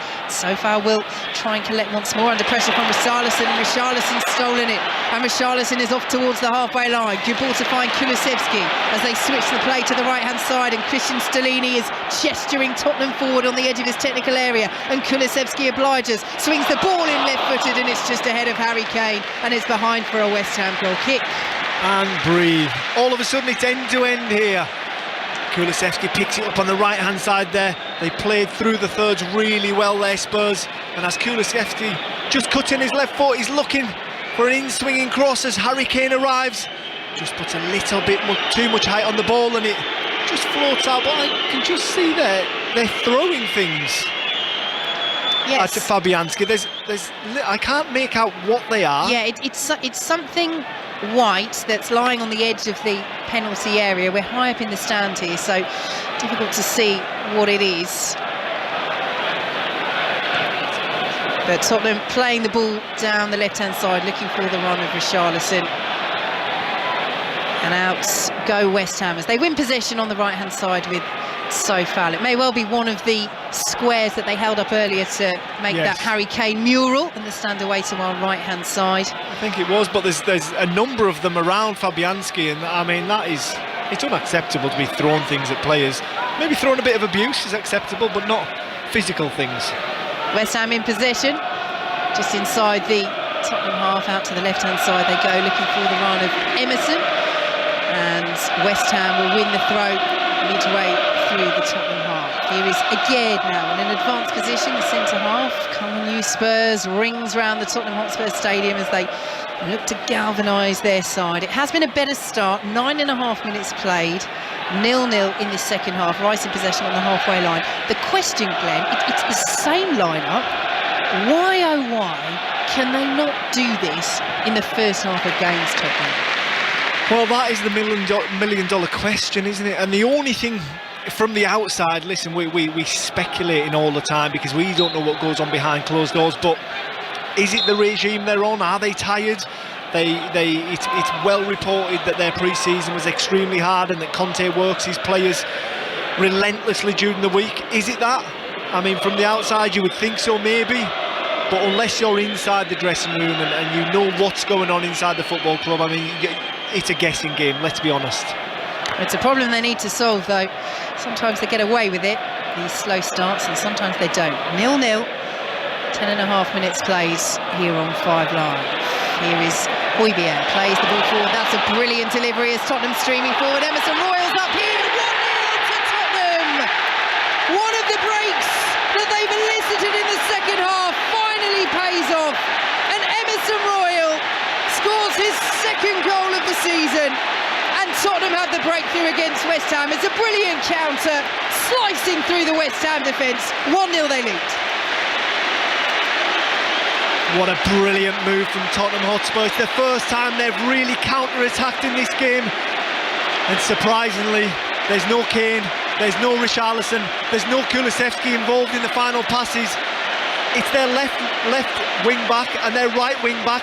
Davies finds himself very high up. He cuts inside, plays it to the onrushing Emerson, who coolly, one touch, slots it down to Fabianski's right-hand side into the goal and wheels away like he's used to scoring goals as the Tottenham Hotspur Stadium rises to its feet in jubilation. That's what they needed. That's what Christian Stellini needed on the touchline. That's what Antonio Conte needed as he watches on from his home in Italy. Tottenham on, West Ham 0. And you're absolutely right, Glenn. It's one of these where you see them coming forward and normally that would be Son to Kane or Kane to Son, but instead it's Davis to Emerson Royal, combining brilliantly. And it was a great flowing move as West Ham get us underway. Yes, it was indeed. I just noticed in the celebration there, Emerson Royal put the ball up his top, sucked his thumb, so I think there might be a mini Emerson on the way. Yeah, baby on the way as West Ham are on the way here. Bowen, good save by Forster. Got the better of Christian Romero there. It will be a corner to West Ham. West Ham almost hitting back immediately, and that is the first meaningful action that Forster's been called into. Yes, it was. It was just a long ball up from Ogbonna. Antonio gets a flick, and all of a sudden Bowen finds himself through. He unleashes a really good shot down to the goalkeeper's right. West Ham play the corner short. Declan Rice will try and swing it in. It's blocked on the edge of the Tottenham penalty area.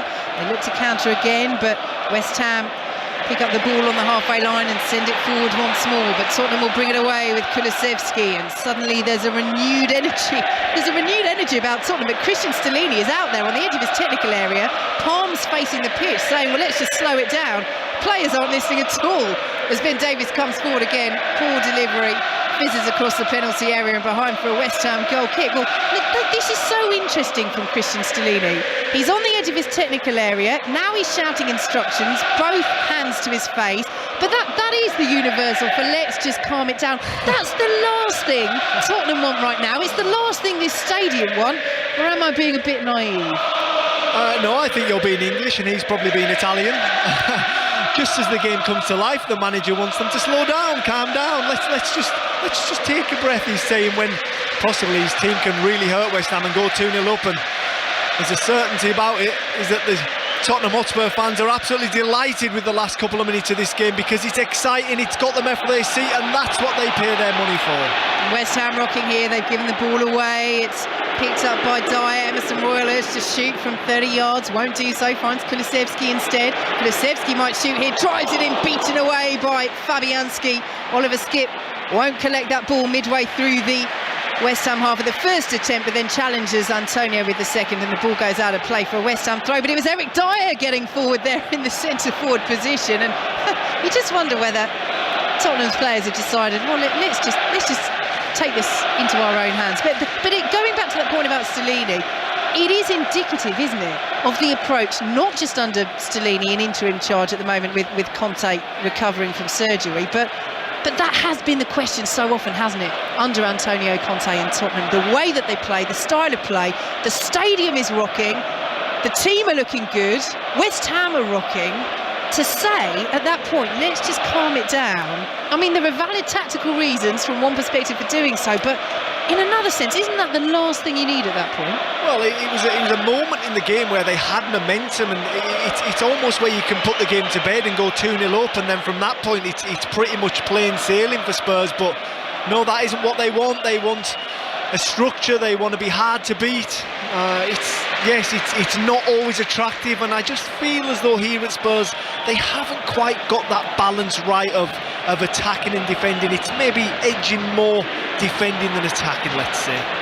Ball is all the way through with Fabianski, who clears high up towards halfway. Have your say, Tottenham fans. Give 606 a call. 08085 909 693 follows the conclusion of this match at the Tottenham Hotspur Stadium, where Tottenham lead by a goal to nil. 15 minutes gone in this second half. They're in possession with Romero on the halfway line. He turns into trouble. Antonio sliding in now. Antonio saying he won the ball there. Kane's gone down. Michael Oliver already has the yellow card out. As the whistle goes, it'll be a free kick to Tottenham and a yellow card for Mikel Antonio. It's difficult to see from up here, Vicky, but the way I saw that is Antonio went in strong. I think he won all the ball, but his momentum took him through to a standing Harry Kane's ankle, and it was quite a nasty collision, but not intentional from Antonio. I think that's, from afar, I should say, a harsh yellow card. Didn't touch him.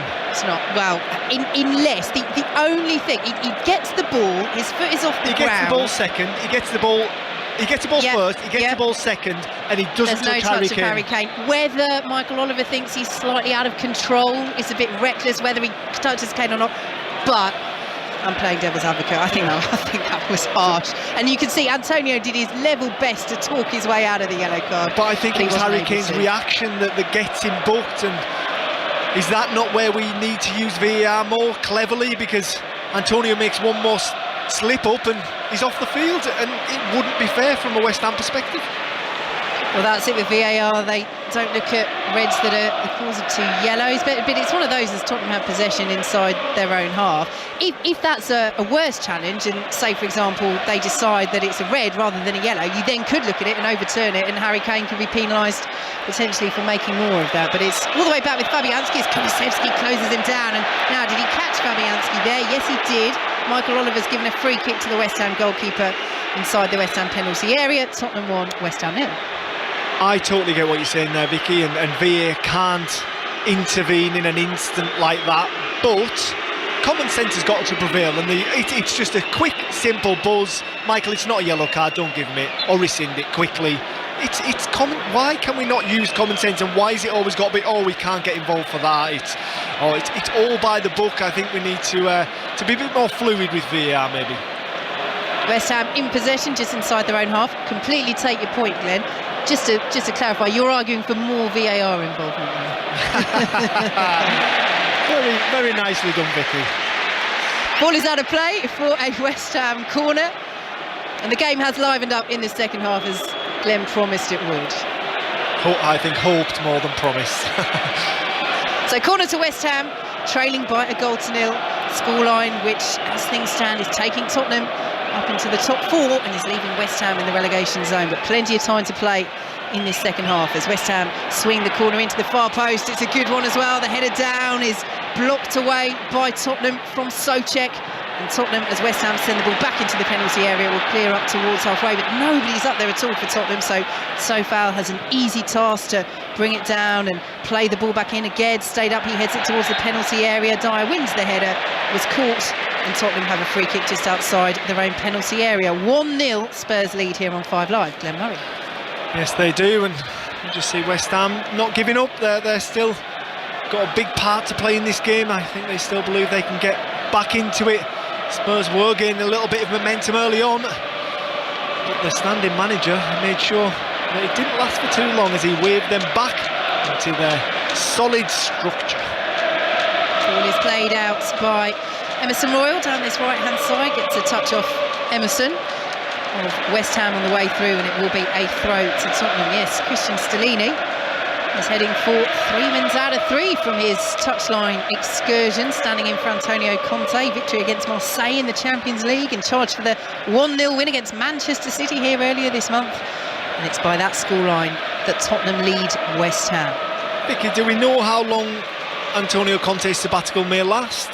So they haven't put a time frame on it, Tottenham, as Harry Kane picks it up on the left-hand side. He did come back initially after having surgery to remove his gallbladder. That was only 2 weeks ago, but went for a check-up after they played AC Milan in midweek, and the doctor essentially said, look, you need to take the time off that we told you. So I think this time Tottenham have, focused on the fact that he needs the time to recuperate, and they will see when he's able to return, as Dyer has it just outside the centre circle.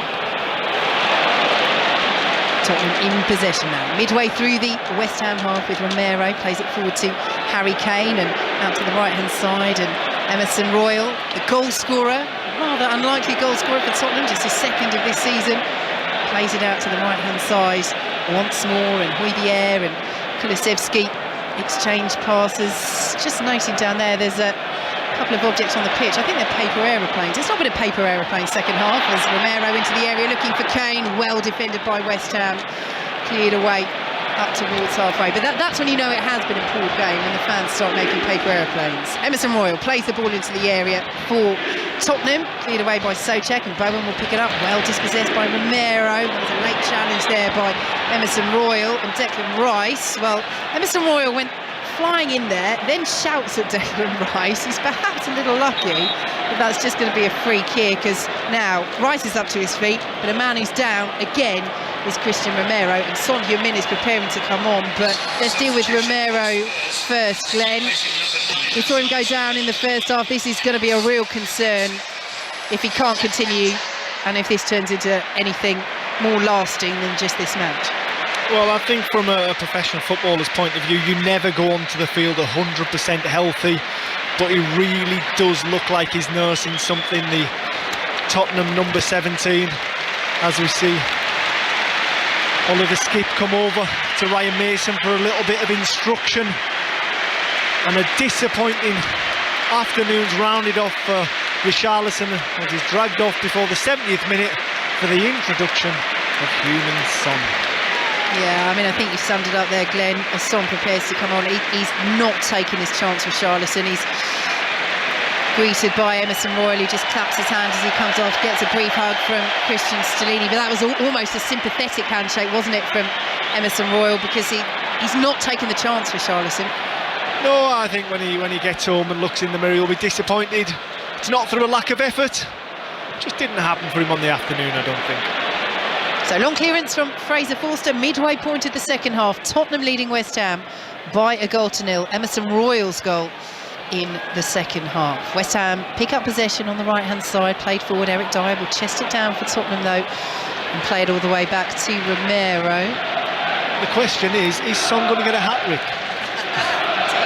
Well, that is exactly what happened against Leicester, wasn't it? Another time he's come off the bench in the Premier League this season. Let's see. It certainly make the second half better than the first one, but it has been better. Tottenham picks up. West Ham in possession. What do West Ham do now as David Moyes stands with both arms in the air on the edge of his technical area, and Antonio is penalised for a challenge now? Antonio, yeah, he's already in the book. The Tottenham players are making that point to Michael Oliver, and Michael Oliver's just giving himself a bit of time. I don't think he's going to take any further action. But Antonio living a little dangerously here.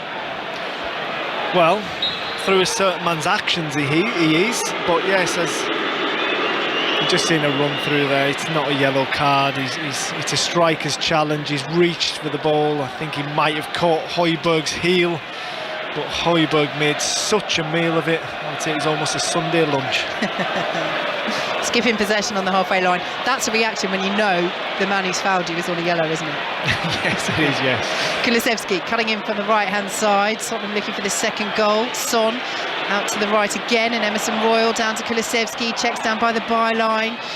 Pulls it back now to Oliver Skipp just outside the penalty area. Now Son, edge of the D, lays it off once more as Longley will drive. It's blocked and loops up into the air, and Fabianski claims on the edge of his own 6-yard box. Tottenham 1, West Ham 0. Yes, and Fabianski launches a long ball to the lonesome Antonio, gets robbed of possession. And the usual service is resumed from Tottenham in this second half. Yeah, just needs a little bit more support, Antonio. He's got Bowen playing up alongside him, but as Glenn pointed out in the first half, West Ham often dropping back into this 5-4-1. At some point, you think they're going to have to abandon that if they're not to lose here and stay in the relegation zone. Son in possession for Tottenham, midway through the West Ham half, and now Skip. Little short, but Huibier sweeps it out to Longley. Now back to Huibier once more, and Christian Romero. And I think your answer is coming now. Son Heung-min plays it forward to Kulusevski into the area, tries the shot, it's blocked by Aged, shot on the edge of the D from the on-rushing Huibier. West Ham block it, but Tottenham win it back. They're really getting into their stride, and that answer that Glenn Murray was mentioning, West Ham are preparing to make a double change, and Ben Rama is one of the players coming on, and Danny Ings as well. So David Moyes is going to go for it. We're 25 minutes gone in the second half. They trail by 1-0 for a long period of this match. The game plan worked well for West Ham, but now they have to tweak it if they're not to slip to defeat here at the Tottenham Hotspur Stadium, as Christian Romero goes sliding in. West Ham gets something on it, and the challenge was deemed to be a little reckless from Michael Oliver, so as the ball is through in the West Ham penalty area, he calls the play back for a West Ham free kick, and here come the changes. So Danny Ings is on for Mikel Antonio, and Flynn Downs is replaced by Ben Rama. So it looks as though they're going to switch back to that 3 that they reverted to the 5 in midfield for the opening stages of this game, but now that gives them the option to put Bowen, Annings and Ben Rama up front. Yes, it does, and there we go. We thought it would happen around that 70th minute, and David Moyes has played his hand. This is them letting the handbrake off and going after the game. Yes, they're 1-0 down, but I still think the same decision would have been made if the score was equal. So Ogbonna losing out to Harry Kane, who plays it Son into the area, Son 2-0! It's the old combination once again, and Son Heung-min, dropped from the starting lineup, embraces Harry Kane, because it's a brilliant assist from Kane. It's a clinical finish. That was the Son of old. It's Tottenham 2, West Ham 0. And we see the photograph celebration from Heung-min Son in the corner. What a brilliant ball by Harry Kane, but a sumptuous touch by Son to lay it into his path. He has Fabianski at his mercy. Which way is he going to go? He puts it to the goalkeeper's left-hand side. It rolls into the goal, and that's 1. Can he get 2 and 3? You took the words right out of my mouth. He's underway. Are we to see a repeat of what Son Heung-min did against Leicester City in the Premier League? I do feel for David Moyes. He played his hand, and before either player could even get a touch or get involved in the game, unfortunately his side slipped 2-0 down, and it's a huge uphill task for West Ham from this point now. West Ham get us underway once more, playing from right to left, trailing now by 2-0. And the outpouring of joy around this stadium is not just because Tottenham have got the second goal, although that's of course a huge part of it. It's because it's Heung-min Son. Yeah, it's because it's Heung-min Son, it's because it's Harry Kane, it's because it's attacking football, it's because it's exciting. That's what they want to see. Their team are capable of it. I think they want to see it more often. West Ham's ball into the area, cleared away by Christian Romero. Out to the left-hand side. West Ham will send it back in once more. Oliver Skipp wins the header on the edge of the box, chested forward by Soucek, and West Ham won a free kick just outside the penalty area. Jared Bowen going down. Tottenham are protesting, but this is a very good position just to the right of the D, just outside the penalty area. I'm looking down there to see if Christian Stellini is out again. Palms down to the pitch, just telling everybody to calm down. But Tottenham do need to sharpen up here, because they've got a dangerous set piece to defend, leading by 2-0. And it's West Ham on the edge of the Tottenham 18-yard box. If anything, this free kick's maybe a little bit too close to get it up and down over the top of the wall. But West Ham and David Moyes need a reaction. They need to hit back in this game, and now would be the best time to do it. Well, they've got 2 options here. They've got Ben Rama, who's just come on, and they've got Emerson, who scored his first Premier League goal in their last match against his former club, Chelsea. He can hit the ball beautifully. So can Ben Rama. Tottenham have the draft excluder in Kulusevski. Just outside the penalty area. Tottenham 2, West Ham 0. Can West Ham get themselves back in this game? Ben Rama or Emerson? Michael Oliver, it looks as though he might take it, the position he's in, but of course it will be one of the previous two. It's Benrahma, and it's curled just over the bar as Forster watches. He's gone for power over accuracy, looking for the top left-hand corner. Just can't get the bend on the ball to get it back around on target. He goes to go over the wall, but like we said, such a difficult task to get it up and down in such a short space with power. Benrahma's unable to do it at this point. 15 minutes plus added time to play here on 5 Live. West Ham's mini unbeaten run, 4 matches in all competitions, under serious threat here, trailing by 2 goals to nil as Tottenham almost give the ball away outside their own penalty area. They do manage to clear up towards halfway over the head of Harry Kane. Bonner gets in there. West Ham with a loose pass back though from Declan Rice that almost inadvertently played in his England teammate Harry Kane. West Ham survive, and they have it with Emerson out on the left-hand side. Here is Rice once more. Lovely ball out to the right as they switch the play. Headed on towards Bowen. Well dispossessed on the edge of the area. And Højbjerg, under pressure, sends the ball out to Longley, who's closed down by Bowen. Longley up looking for Harry Kane. Poor ball though, and West Ham have it on halfway. Glenn Murray. Højbjerg, very steady perform for Tottenham Hotspur, always quite calm in possession, always biting away at people's ankles. Not exciting, but he's definitely one of the better ones here at Spurs.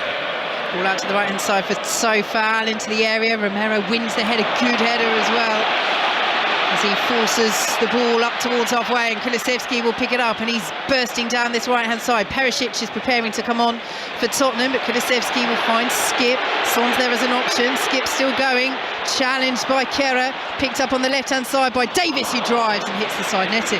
Davis, I think he's been watching same as Coleman up at Everton there. He's tried to sneak it into that near post behind the goalkeeper.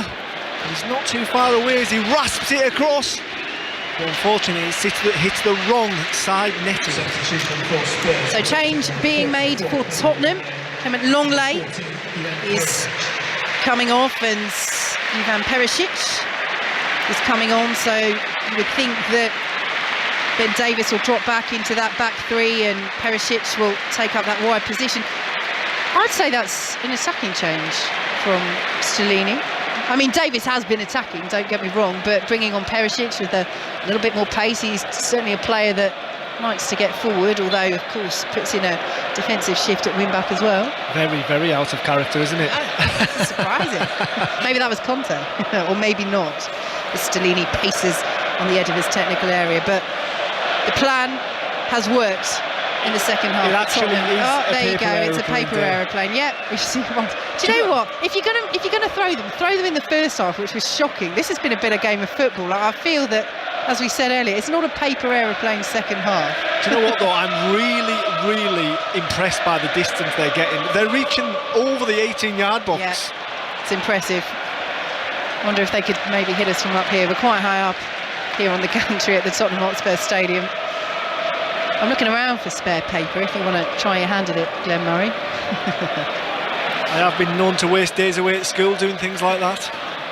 West Ham in possession, trailing by 2 goals to nil. 12 minutes plus added time to play. Tottenham, as things stand, moving up into the top 4 ahead of Newcastle. West Ham will stay in the relegation zone, a point behind Bournemouth and Everton, unless they can find 2 late goals here. And Jared Bowen's done brilliantly, pulls it back. Benrahma wide. Good move from West Ham. Benrahma can't find the target after excellent work by Jared Bowen. Yes, like you say, excellent work by Jared Bowen, burrowing away down that right-hand side, and he gets away, cuts it back to Benrahma, and if Benrahma was just a little bit more away, Souček was rolling into the box behind him, would have had a better opportunity on goal. He takes it on, misses the target by quite a distance. Yeah, poor effort in the end from Said Benrahma. He has scored 6 goals this season, but goal scoring has been an issue for West Ham. Players that were notching up far more goals last season just haven't hit the same heights this year. It's one of the reasons why they have been struggling at the foot of the table. And it looks as though they are heading for defeat at the Tottenham Hotspur Stadium, unless They can find that late comeback. Lovely layoff by Emerson Royal to Son, who's over the halfway line. It's Tottenham who are in the ascendancy, and Son lays it off to Kulusevski. Harry Kane's in the centre. Kulusevski has to go past the airplane, pulls it across, and Ogbonna with a deflection over the bar. I thought the airplane was going to tackle him there. The ball ran over it, but Kulusevski kept going, and Tottenham have a corner. Just looks so much more fluid from Tottenham as Heung-min Son picks up one of the paper aeroplanes and just glides it nearly off the pitch. It just doesn't quite make it. I'm not sure what the Tottenham fans are doing. They're littering this end of the stadium, aren't they? But already Son has made such a difference. He's just that connection between the attack and the defence, and it's resulting in quite a number of opportunities. Tottenham leading by 2-0. 10 minutes to play. They have the corner, which will be taken from this right-hand side, headed away by Ogbonna. Benrahma tries to take it in his stride and start the counter, but Skipp does well. He's grown into the game, Oliver Skipp, in the centre of the park for Tottenham as they work it out to the right-hand side. And Perisic, poor ball though from Dyer, puts Kulusevski under pressure. Kulusevski does well to get a foot in on Benrahma, but West Ham have it once more. Out to the left-hand side they go, and Emerson is dispossessed. Though goes West Ham's way. Just going back to the paper airplanes, look, it is amusing. And it is tongue-in-cheek the way we've been talking about it, but genuinely that disrupted that attack from Kulusevski, because the ball ran over the paper, and you could see that Son was thinking, let's just get these off the pitch, because it is the end that Tottenham are attacking. Yeah, I mean, it is nothing to something, but it's just a little bit annoying. It's what players aren't used to when you've got your head down and you're sort of scanning around and you're looking. The only thing on the pitch really are the lines and grass, let's be honest, and boots coming in your vision. So when something is there, it's a little bit off-putting, let's say, for the attacking players. Yeah, it's not quite beach ball for Liverpool at Sunderland, but hindsight's a wonderful thing when you're a home fan throwing something on the pitch. I wonder if VAR would have intervened there. And if it hits an object and goes in, that is something that the laws of the game can do something about. But the free kick is given to West Ham midway through the Tottenham half. Tottenham leading by 2-0. West Ham, I should say, have made a double change since then. Ben Johnson and Pablo Fornals have come on. Emerson, one of the players, coming off, and Angelo Ogbonna as well. So a little reshuffle at the back for West Ham, who trail by 2-0. 8 minutes plus added time to play. Declan Rice with this free kick midway through the Tottenham half, floats it to the edge of the area. The header is won by Souček, but it spins out to the right hand side. It's pursued by Ben Davies. Souček still in possession, pulls it back to Sofal, whips the ball in right footed. It's flicked away by Emerson Royal with the header out to the left hand side now, and Benrahma up against Oliver Skipp. Benrahma pulls it back to the edge of the area, laid off by Danny Ings, and now Declan Rice. Did he catch Kulusevski there? Michael Oliver wags the finger and says no, so Kulusevski gets back to his feet as Fornals is pressured by Kane, but squares it to Sofal. West Ham working hard, but trailing 2-0 here on 5 Live as the ball is all the way back to Fabianski. I think when David Moyes looks back and assesses this game, even though it looks like his team are going to get defeated here this afternoon, I think he will be happy with the organisation, the intent, and overall the performance from West Ham. It has been positive. Yes, it's going to end on a negative, but if they keep putting performances in like this, they will be fine in the Premier League. 7 minutes plus added time to play. Still time for West Ham. Johnson in field to Declan Rice. They are enjoying an extended spell of possession as Fornals plays it forward, looking for the run of Bowen inside the penalty area, cleared away by Tottenham. Son, who's got their seconds. Tottenham's in the second half under pressure, but turns and he's off and away. Son over the halfway line, looking for Kulusevski. Good interception by Declan Rice. Son is down. Rice might have slightly followed through there, certainly blocked the ball initially, and he's gone to make sure that Son Heung-min is okay. Michael Oliver's happy it will be out for a Tottenham throw. Yeah, it's a lovely mazy run through the middle of the pitch, Heung-min Son, and you can see as he gets closer and closer to Fabianski's goal, people just rising in their seats, the expectancy of something special to happen, but Declan Rice was having none of it. And when he gets going like that, you just start thinking, don't you, is this going to be another Burnley? Is this going to be another Chelsea? Are we going to see another Puskás Award nominee? But not this time. Tottenham in possession with Eric Dyer midway through the Spurs half. As you hear West Ham's going down, ringing round the stadium. Yeah, Tottenham enjoying this now, but they might not. Almost for Danny Ings, almost in through the centre. Poirier is screaming at the official on the far side, saying the flag should have gone up, but he just miscontrolled at the key moment, Danny Ings. Otherwise, had the flag stayed down, he was in, and that was potentially a goal back for West Ham. Yeah, possibly just a little bit of rustiness from Danny Ings, not played a whole host of football. I think when he signed for West Ham, he'd expected to be a starter immediately.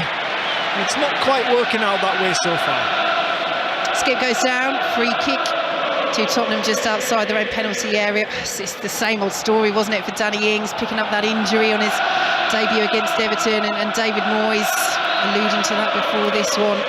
But you're right, Glenn, it's a frustration for him, isn't it, you know, coming into a new club and not being able to make that immediate impact as Tottenham prepare to make another double change. Lucas Moura and Pape Matar Sarr are preparing to come on as they look to close this game out into the final 5 minutes plus added time. They're leading by 2-0 as the ball goes out of play for a West Ham throw deep in West Ham territory. I think one positive to take from Spurs' point of view is the strength in depth on the bench. Some of the people have been able to introduce some of the players. Son, obviously Pape Sarr, Moura, all coming on to the field of play. Perisic, I've been here on afternoons this season when they've had no other options than Harry Kane, so to have that going into the final months of the season is a massive plus.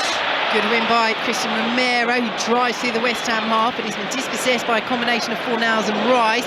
He's out of position now as Poirier goes sliding in on Rice, who hurdles the challenge. Advantage played, West Ham streaming forward in the claret and blue. Ben Rama miscontrol on the edge of the box. Skip is there to pressure him. Emerson Royal goes in, brilliant challenge, sliding on the ground, got it right, and Romero plays it out to Skip. Poor ball in field from Oliver Skip. Emerson Royal slides in again. Danny Ings will pick it up inside the area, tries to curl it in, blocked by Dyer. Tottenham just a little sloppy outside their own area as Hojbjerg goes down. Michael Oliver says no free kick, but Tottenham have the ball anyway, and it's played downfield for Harry Kane. He's alone for now, out on the left-hand side, but Son is racing through the centre. Kane goes right instead, looking for Kulusevski. The header is won by Souček, but Kulusevski will pick up the loose ball. Emerson Royal is to shoot from 50 yards or so, but they're pleased with how he's done, the Tottenham fans. Emerson Royal, he got the goal that found the breakthrough for them in the second half, added to by Heung-min Son as Hojbjerg picks it up in the centre circle. Yeah, I think it's safe to say it's one of his better performances in a Spurs shirt. It took him a little bit of time to settle, but you know what, when he found himself in a moment that was very important from Spurs, he was cool and he was calm, and he finished with aplomb, like a seasoned striker. One touch, passed it into the corner to put his team 1-0 up. Lovely bit of skill by Romero to take it away from Ben Rama. I'm sure Romero is still moving 100% freely. He's gone down a couple of times in this match, but has stayed on the field. Tottenham, of course, would have had the option to replace him. Davinson Sanchez is on the bench, and we've already done a little reshuffle with the centre halves, with Perisic coming on and Ben Davies dropping into that back three. So West Ham in possession with Fornals. Tottenham 2, West Ham 0. 2 minutes plus added time to play here on 5 Live as Declan Rice sends it out to the left-hand side, and Ben Rama has Johnson as an option on the overlap, but goes back in field to Rice, who swings the ball in. It's poor, it's over the head of Bowen. It won't be collected by Sofal, and you just get the feeling that time is almost up for West Ham. Yes, you do, as Rice got his head up, he's looking for Kufal coming on the far side, just gets his angles all wrong, and as that ball floats out of play, the whole of the West Ham 11 just turned to walk back to their goal. Shoulders slumped a little bit, and I think they've almost accepted defeat here today. So double change being made for Tottenham. Pape Matar Sarr is coming on. The first player to make way is Oliver Skip. The second will be Kulusevski, being replaced by Lucas Moura. And just a word on Skip. I mean, as we touched on in the early part of the game, he struggled early on, but I think he's really grown into this match. Yeah, he has. He's been slightly sloppy in possession a couple of times, which you don't expect a midfielder like him to be, but overall he's been good on the afternoon. Like you say, he's grown into the game, and I think he's been a bit of a catalyst going forward. He's quite often been the the highest player on the pitch, that third man runner, just stretching the West Ham back line. Lucas Moura on as well, back from injury. His first appearance since mid-November. Has been in the matchday squad for the last couple of games, but had that tendon injury that's kept him out for 3 or so months as Fraser Forster clears long downfield, looking for Harry Kane, cleared away by Sofal into the final minute of normal time. Tottenham leading by 2-0.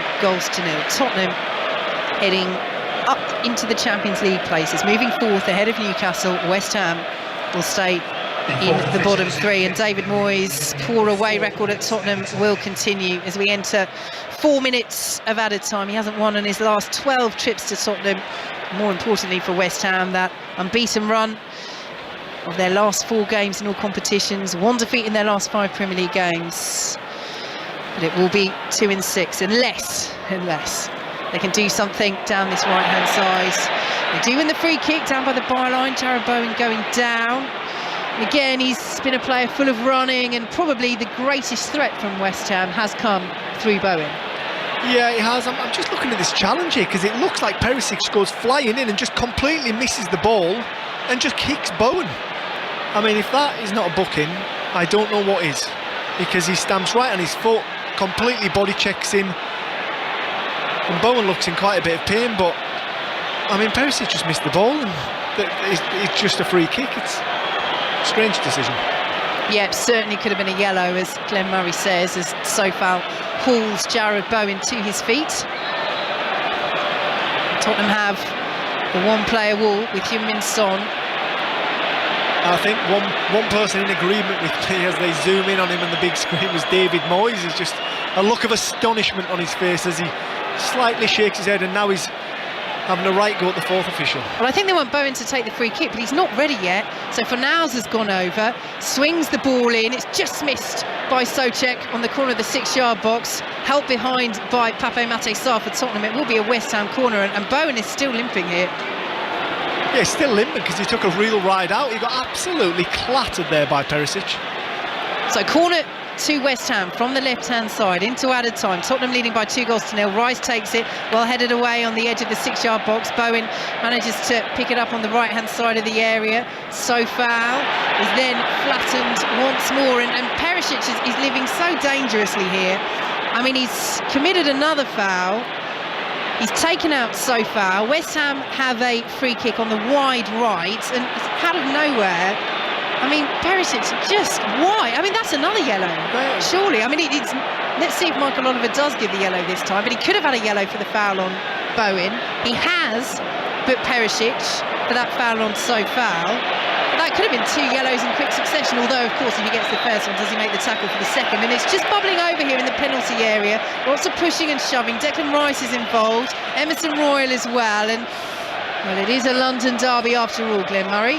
It is indeed, but I just feel as though that little bit of spice from a West Ham point of view has come a little bit late. They needed a little bit more of this in the last 10 minutes to try and unsettle Tottenham as Rice and Højbjerg go face to face, and they're not settling down in front of Mike Oliver as he just grips Rice, and Rice is saying they're 2 bad tackles and he should be off. Well, he was booked for the second one.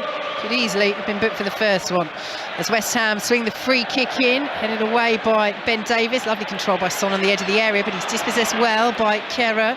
Harry Kane comes to challenge the West Ham defender, so Kehrer sends it back to Ben Johnson just outside the centre circle into the final minute of added time, but we might have a little bit more after those stoppages for the fouls on Sofal and Bowen as Emerson Royal wins the header. Declan Rice will pick it up now. Ben Johnson, well pressured by Sarr for Tottenham. Lucas Moura closing down Rice as well, who spreads the play out to the right-hand side. Good header won by Ben Davies, applauded by Perisic. West Ham have the throw, taken quickly to Sofal. Can they get a goal back, West Ham? Surely now it's all a consolation. That's all it would be as Emerson Royal heads the ball away again, and here goes Lucas Moura, and Tottenham could wrap this up in style if they can make the most of this counter. Moura forward to Harry Kane. Does a 360 away from Declan Rice, is then challenged. Rice inadvertently sliding in. Does catch Kane, but Kane straight back up to his feet as Danny Ings initially had won the ball, and then Rice clattered into Kane, but the ball goes out of play for a Tottenham throw, and that is that big hug between Cristian Stellini. 3 out of 3 for Tottenham's assistant manager, taking charge with Conte in Italy recovering from surgery.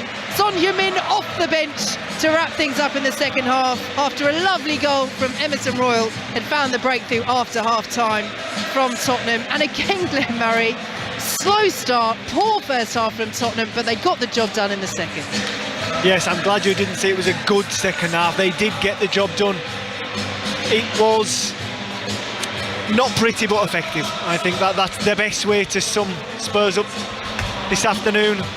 They got the job done, yes, that is. They slipped into that top 4 spots, and there's so much more to give from this Spurs group, and on a couple of occasions they really seemed to start getting into their stride, but their standing manager, he didn't want that. He wanted more structure, he wanted them to be more stable. But I think they did deserve the points. There's positives to take from West Ham, massive positives from Spurs, having a lot of options come off the bench to see this game out, and Son Heung-min back on the score sheet, that's huge for them. Yeah, he took his chance from the bench.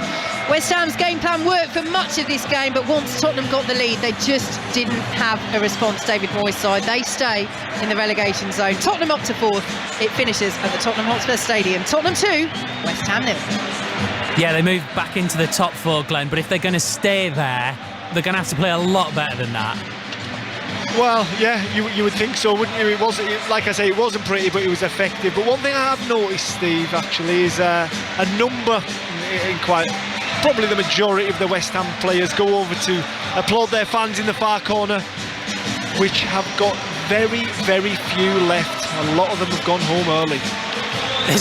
There's a group of fans with a South Korean flag who have got a mobile phone with a message on which is going across very slowly. It's not like a massive banner, and in all this time I'm talking, it says, "Son, you are a Spurs legend." It's taken about 20 seconds to get to the end of that. You missed the love hearts off the end, Steve. Sorry. Well, he's waving to... There's so many South Korean flags, Vicky, actually, aren't there? And Son is waving to them now. Yeah, absolutely. So popular for his country. And of course, at Tottenham as well. And Glenn and I touched on it in commentary. You know, well, when he scored and when he came off the bench, there is such love for Son amongst the Tottenham fans and in this stadium. And we have to say, Richarlison got his first start since the World Cup. He did not take that chance. Son came on, got the goal, played well. I wouldn't say, wasn't the best player on the pitch after coming on, but if you're going to look at that and say, well, who starts the next game, it's got to be Son, surely. How do you get the best out of Son in the team? Leave him out the team, Glenn. That's the one, Steve. It sometimes works, that reverse psychology, but I think that love for Son goes further than Tottenham and South Korea fans. I think he's one of football's good guys, and he's liked throughout the country and throughout the world. We said before the game that there are a number of teams where you could go through their squads and think, oh, they'll be fine, and West Ham are one of those squads. But have they got big problems? I think on reflection of today's game, they'll be really disappointed because, like we've said, Spurs weren't really at it. And I felt as though as we were getting towards the latter stages of the second half, they were in the game. But unfortunately for them, Spurs hit them at the most pivotal point when they'd made those substitutions to get back into the game. But listen, I think there was positives to take from West Ham point of view. They were solid, they were structured. I mean, I thought their tactics first half were brilliant. They stopped Spurs from doing almost anything. If that's a plus, I'm not sure, because Spurs aren't often good in the first half. But no, I'd like to think they'd be fine. I mean, when I look at the bottom 6 clubs, the only club not to have a change at the helm is West Ham, and I think David Moyes deserves that. I think he deserves time with what he's done. I think he's got money in the bank, so to speak. So hopefully he can turn this ship round. I do think that he's got the players to do it, and I do think that the players are still on board with the manager. The Spurs ship, Vicky, has got a different captain for the time being, of course. Another win for Stellini, 3 from 3. Yeah, 3 out of 3. Marseille, Manchester City, and now West Ham, and he's doing very well. And I think Antonio Conte, watching on, it was interesting, Glenn and I were talking before the match about, Conte's decision to take a little bit more time after surgery. And Glenn made a good point in terms of the fact that they did get the win over Manchester City, perhaps just gives Conte, who we know is a manager who loves to be in control. When he talked about having to take a bit more time off, he said, whoever knows me understands what a burden this is for me, that I can't just come straight back to work. But, now they've beaten Manchester City. That was such a huge win. They beat Marseille earlier in the season. Now they've beaten West Ham. Whatever is happening in terms of the communication he's having and the distance at which he's working as a coaching team. It is coming together, and we saw during the game, Stellini is not doing anything different, I think, to what Antonio Conte would do. So, it's not that he's changing things up. And we saw that particularly when Tottenham took the lead and he's there on the touchline saying, let's just slow down as they're steaming forward once again. Now, that might infuriate the Tottenham fans, but I'm sure it'll please Antonio Conte. Steve, I think whoever's the captain of the Spurs ship's got a big blister on their foot. What do you think? A big blister on their foot? What do you mean? Yeah, well, he won't push down hard on the accelerator to let them go forward. Come on. Do ships still have accelerators? Well, I don't know. I've never been on one, to be honest. Glenn, Vicky, thank you very much indeed. Glenn Murray and Vicky Sparks at the Tottenham Hotspur Stadium. Spurs beat West Ham by 2-0, so they move back into the top 4.